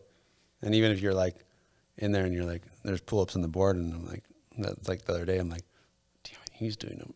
I could do this. Screw this shoulder. I'm doing pull-ups. I can't look like a wuss here, you know, like For sure. It helps with a good group in a gym like that too. And it's like, no matter what your goal is, it's like you still get competitive and you still want to like knock out a sick workout with these guys and talk shit after. And it's healthy. Yeah, for sure. What is something you did as a child that you no longer do as an adult? For many, that answer is play. RX Smart Gear allows for your daily workouts to turn into play and exploration. In my training, the Frevo rope gives me access to a versatile rope that I can take with me wherever I go. On the road, at the beach, to the park, or playing at home, RX Smart Gear jump ropes fit my needs. We at Allsmith trust RX Smart Gear. Their gear is always reliable and gives me peace of mind that I will have top-notch equipment to support my health and fitness journey. Hop on over to RX Smart Gear and use the discount code ALLSMITH to shop their latest cutting-edge gear. Have your gear work with you and not against you. Well, despite you being this high performer in the surf world, obviously a super hard worker at the surf shop of Jojo Roper Repairs, life is happening, man. It continues to move forward. You just got engaged to your beautiful fiance, Madison. What's that been like in the pursuit of just building a life for yourself outside of all the cool things that get documented? No, it's great. And it's funny because like all of this stuff, it makes me think sometimes like I'm like the greedy, selfish guy. And I'm like, well, she's awesome. I come home to Madison and she's like, she's stoked if I get a good wave, and she's like just as stoked as I am. And it's like, it's the most healthy, like cool, like relationship possible. You know, you're like, she's right there with me. Like it's her surfing, and it helps, you know? And I always say I have a ton of family here in San Diego, my sisters, and my sister has had a baby, Coco, and oh, cool. And my parents are now grandparents, and my other sister, Sarah's pregnant, about to have a kid. So it's like the growing up is happening fast right now, you know? It's like, and then of course all the pressure gets laid on me and Madison, and we're like, we just got a dog. But that's awesome. But yeah, my mom's like the biggest badass in the Roper family for sure. And she's just like, it's funny. She's like she's so gnarly, and she's like the rock of the family that's like pleasing everybody. And I try to be so much like her and please everybody in our family too, and everybody around us. And she's always the one that's the most nervous when I go on these trips. She's always like, you got travel insurance? Don't tell me. Like if I talk anything about a wipeout, she's like, no. Like she doesn't want to hear that, you know? And yeah, she's the whole family's probably just living off the high that we're all the kids growing up. That's cool, man. I want to jump into to water safety, kind of around that concept of wiping out. What have been some of the cool flotation devices that have come out? Are they in the form of board shorts? Are they in the wetsuit? And then I talked to Laird. I mean, he was the first person to really tow people into waves. And now we're seeing that all over the place. Jet skis are out there, boats are out there to kind of help rescue guys so they're not underwater for too long. And I also want to subtly touch on foil boarding, man. I mean, we're seeing that kind of tossed and turned around within your community a little bit too. Yeah.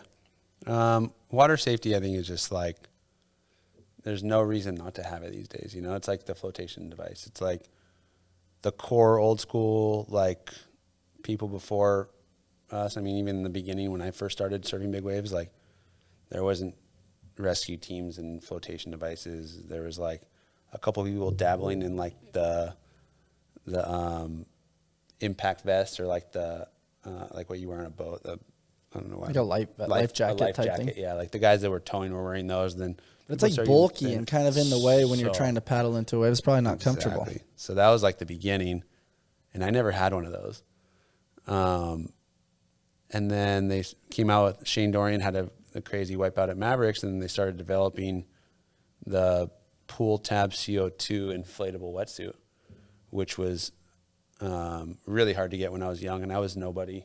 So it was hard to get one of those. And then that just turned into like Patagonia made one, or Billabong started it. Billabong had the first one. Patagonia had one. Quicksilver made one, and all these people started making versions of it and started saving lives. You know, it's like, so that's built into the wetsuit. Well, and then do you have to pull a tab, or is it most of them are outside of the wetsuit? Okay. Billabong is the only one that's built into the wetsuit. There's 4 tabs usually on one. There's Patagonia has one under the suit, Quicksilver's on top, and a few other random ones are.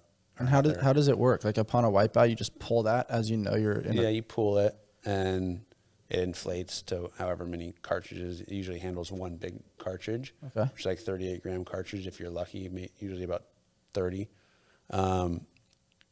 But yeah, you pull it and it blows you up, and you hope that it brings you to the surface. Yeah. But to be honest, like I was in Fiji like a month ago, and I haven't pulled one in a hot minute. I kind of just swam up or whatever on most of my wipeouts over the season, and I think I pulled like once this year before this, or maybe a couple times. But we're in Fiji, and I got pounded on this wave, bad wipeout, and I was fine. Came up, and like as I came up, like got a breath, and the next one was about to land on me, and the next one was bigger and gnarlier, and I was in a horrible spot, and I was like, whoa. So I'm like reaching for this thing, finally get my arm, because believe it or not, it's hard to get your hand from here to here. I'm sure.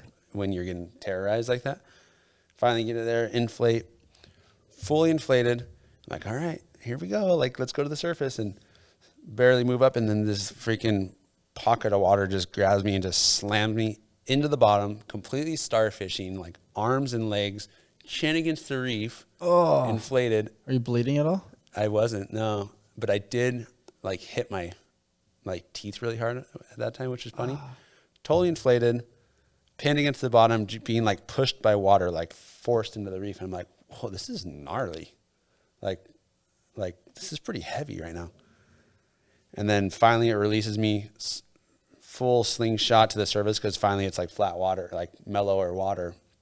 Get to the surface, repeat offense. I'm like reaching for the valve to reaching for the valve to deflate before the next one's like landing on me already. I should have not wasted my energy trying to deflate and just taken it as the bowling ball that I was in. And then same repeat, except for hitting the bottom. I hit the bottom of my feet the next one, but same repeat, just annihilated. Pull the next one. I'm like, come on, thing work. Like, let's go. And it just reminded me, like, it doesn't matter.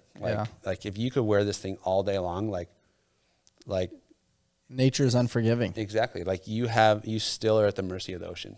And what'd you do to deserve that, man? You should have. You must have done something bad. The exact same thing. I was like, am I being greedy? Have I gotten too much surf in the past month? Like, it was an overdue, I came unscathed on a handful of swells, and I was definitely due for a nice slap in the mouth by Mother Nature, but it was like 6 waves. It was like, that was like number 3. And then it was like, and then for some reason I put 2 cartridges in my thing, and I like came up from that one just like, whoa, what's going on? Damn, oh shit, deflate before the next one hits. And then like, oh yeah, that was my last one. Guess I'm taking the rest of these ones the old school way. Oh man. And it was like 6 more waves into the reef, and finally a ski grabs me right before I went into like too shallow to get on a ski.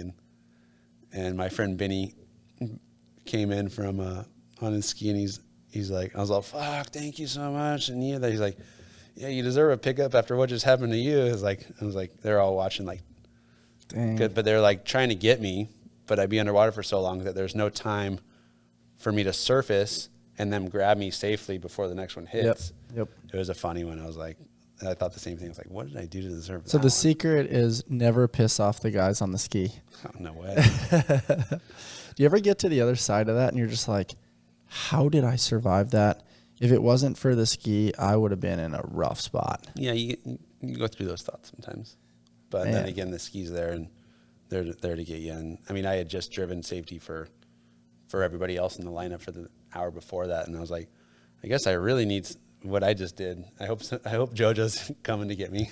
Is that kind of how it works, where like you guys take turns, where some guys go surf and then other guys drive ski? That day. Like up at Maverick sometimes, like, you know, Luca and there's this kid Aloe and a few others, we'll trade off in rotation, and just like one of us will be on the ski at all times watching over 3 of us or whatever, and then there's obviously some other guys up there that are doing it as well.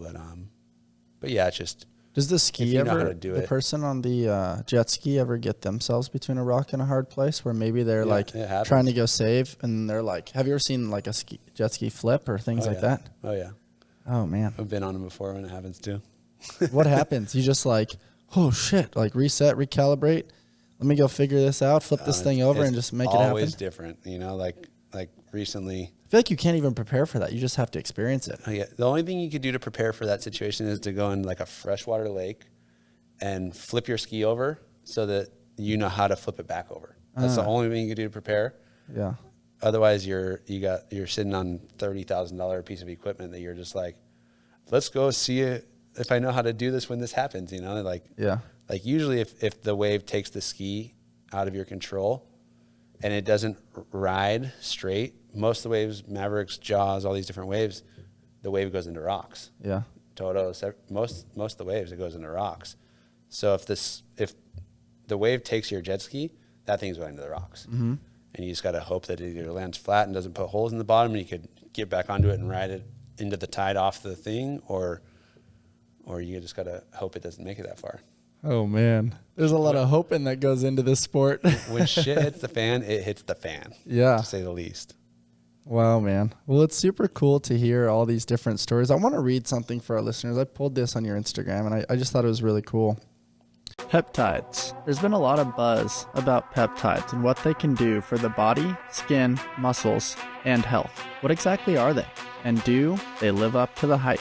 Your body makes peptides. They are strings of amino acids, which are the building blocks of proteins. Peptide therapy involves using prescription-based peptides to help treat and manage a variety of health conditions to maximize performance. Peptides consist of 2 to 50 amino acids and are made naturally in the body to act as important signaling molecules for many physiological and cellular functions. There are over 7,000 known functions of peptides in the body, and adequate levels in the body are imperative for performing at optimal levels. Discover a transformative journey to optimal well-being with Livv Peptides. Livv Peptides offer a natural and effective approach to health support. Embrace the difference. Choose Livv for a path to vitality that prioritizes quality, innovation, and your unique wellness goals. My personal favorite is BPC 157 with thymosin beta for optimizing gut health, tissue regeneration, and healing. Head over to livvnatural.com and use code ALLSMITH for 20% off peptides. That's LIVVNATURAL.com with discount code ALLSMITH for 20% off peptides. Running on fumes this morning. Yesterday I flew from Fiji to LAX, drove home to San Diego. Outer buoys spiked, fire drilled. I grabbed the fall suit and the booties and hopped on a plane to San Francisco. The plane was delayed. 2:30 a.m. arrival, a 3-hour quick nap, and straight to this gym. Kicked out in the channel, fired up for the rest of the day. Good times sharing with everyone. Thanks, Luca and Aloe, for looking after me. And there's this just epic picture of you. I don't know if the cameras will zoom in on this, but that's pretty epic. Seeing you on your bright ass board and your little steez. That's pretty badass, man. But the thing that I love about that is it tells the story. Yeah. I appreciated the authenticity of just like, this was made possible because of the sacrifice that you were willing to make of travel, of logistics, management of sleep, food, hydration, your body being beat up, the relationships that you've built with the boys where they're looking after you, you're looking after them. Like, this picture is not possible without all of that goes into it. And I'm sure that's something like you don't think about often, but me being a fanboy looking in, I'm like, I know that like for this podcast setup, it's not just this podcast setup. Like this took years to get to this point, just like it took years for you to get to that photo. Like overcoming injury, learning from your father, like there's so much that goes into that. And that's just the tip of the iceberg.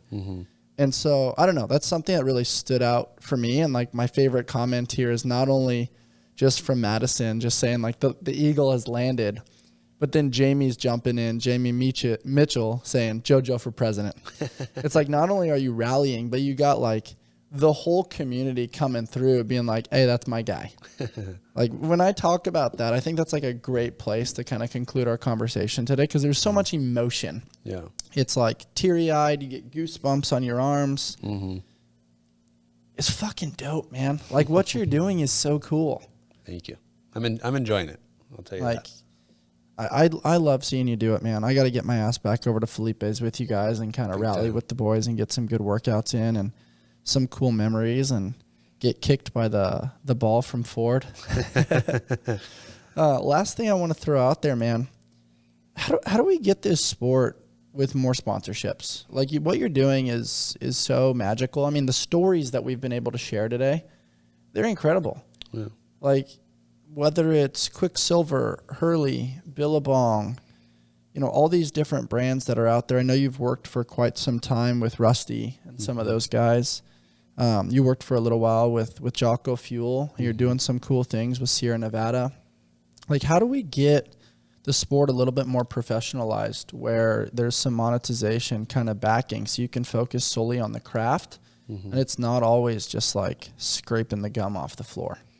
Yeah, I don't know. I think the surf industry is in a weird place right now, and I think that there needs to be some more like core brands or something's got to change because it's a mess out there in the normal surf world. But yeah, I don't know. It's funny. I think that a lot of the success these days comes from like the YouTubers and that kind of stuff, and I'd rather sand 20 more boards than turn my camera and what's up, I'm here doing this. It's just it's not my thing.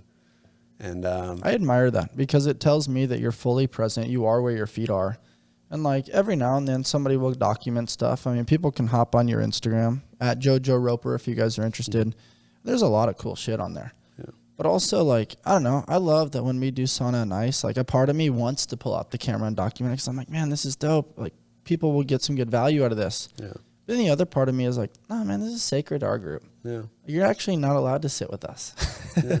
Well, I mean, surfing was always like that back in the day, you know? It's like people were like, it was core, you know? It was like surf world is different these days, you know? Like nobody would film the waves and send them their group chats. It would be like, all right, I'm here and there's nobody out. I'm going to run out there right now and surf, you know? Like the world has changed a lot. It's funny and either way it works for me, but it's like, yeah, it's an interesting time to be a surfer.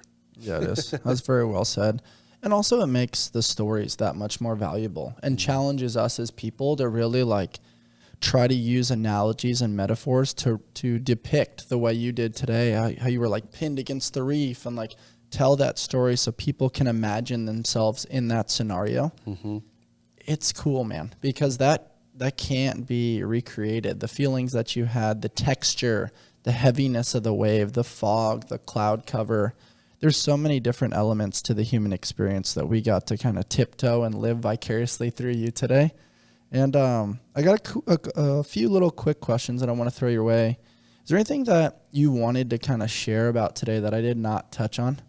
I always love knowing if there's like a story inside you that you wanted to kind of share with the world that I wasn't able to navigate. Yeah, I don't know. Fully blacked out on what we even talked about all day, to be honest. Totally. I mean, that's great. That's the way it should be. Yeah, I don't know. I'm just, yeah, I think we touched on a lot about me, a lot about that. The only thing that we've really missed is some of the charitable stuff that I've really enjoyed doing over times. Like, I've done some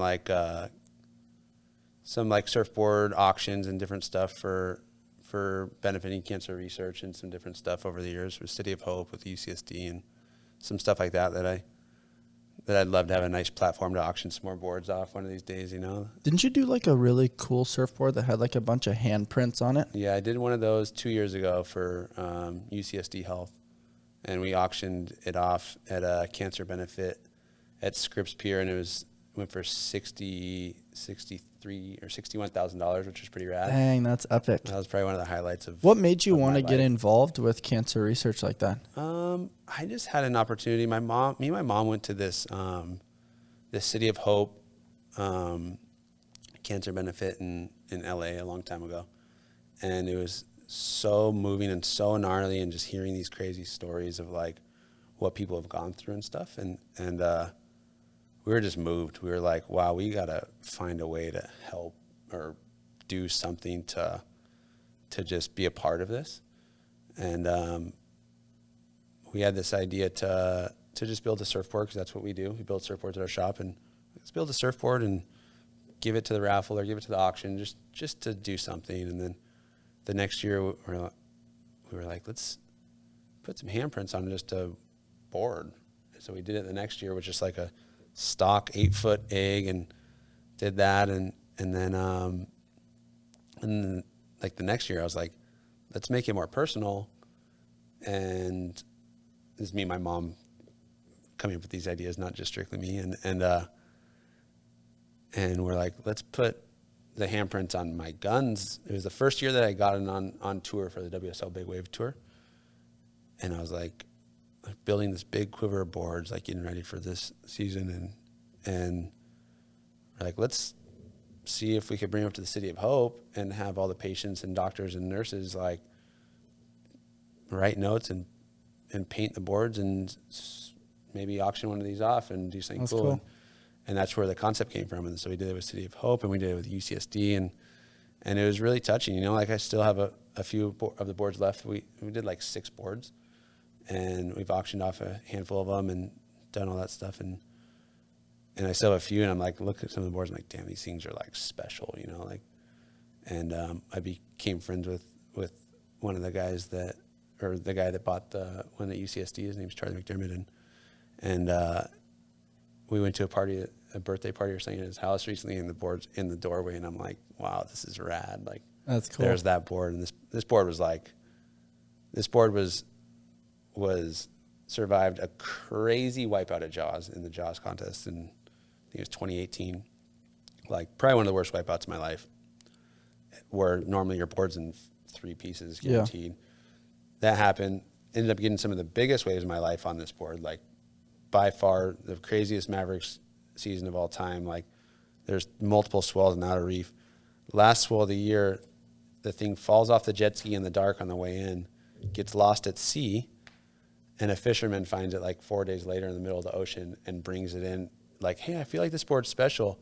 And the harbor master at Mavericks was like, yeah, that's Jojo's board. Like, that is special.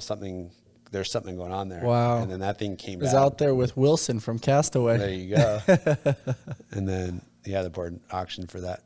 I got up on stage, and I'm not a big, like, public speaker, but I told the story, and I was, like, halfway in tears of the board and what we went through and all the stuff. And then the thing just went off in the auction. I was like, wow, that was, like, one of the most rewarding things I've ever been through, for sure. I love that story, man. I mean, first of all, kudos to you and your mom for doing some cool things within the world of cancer research.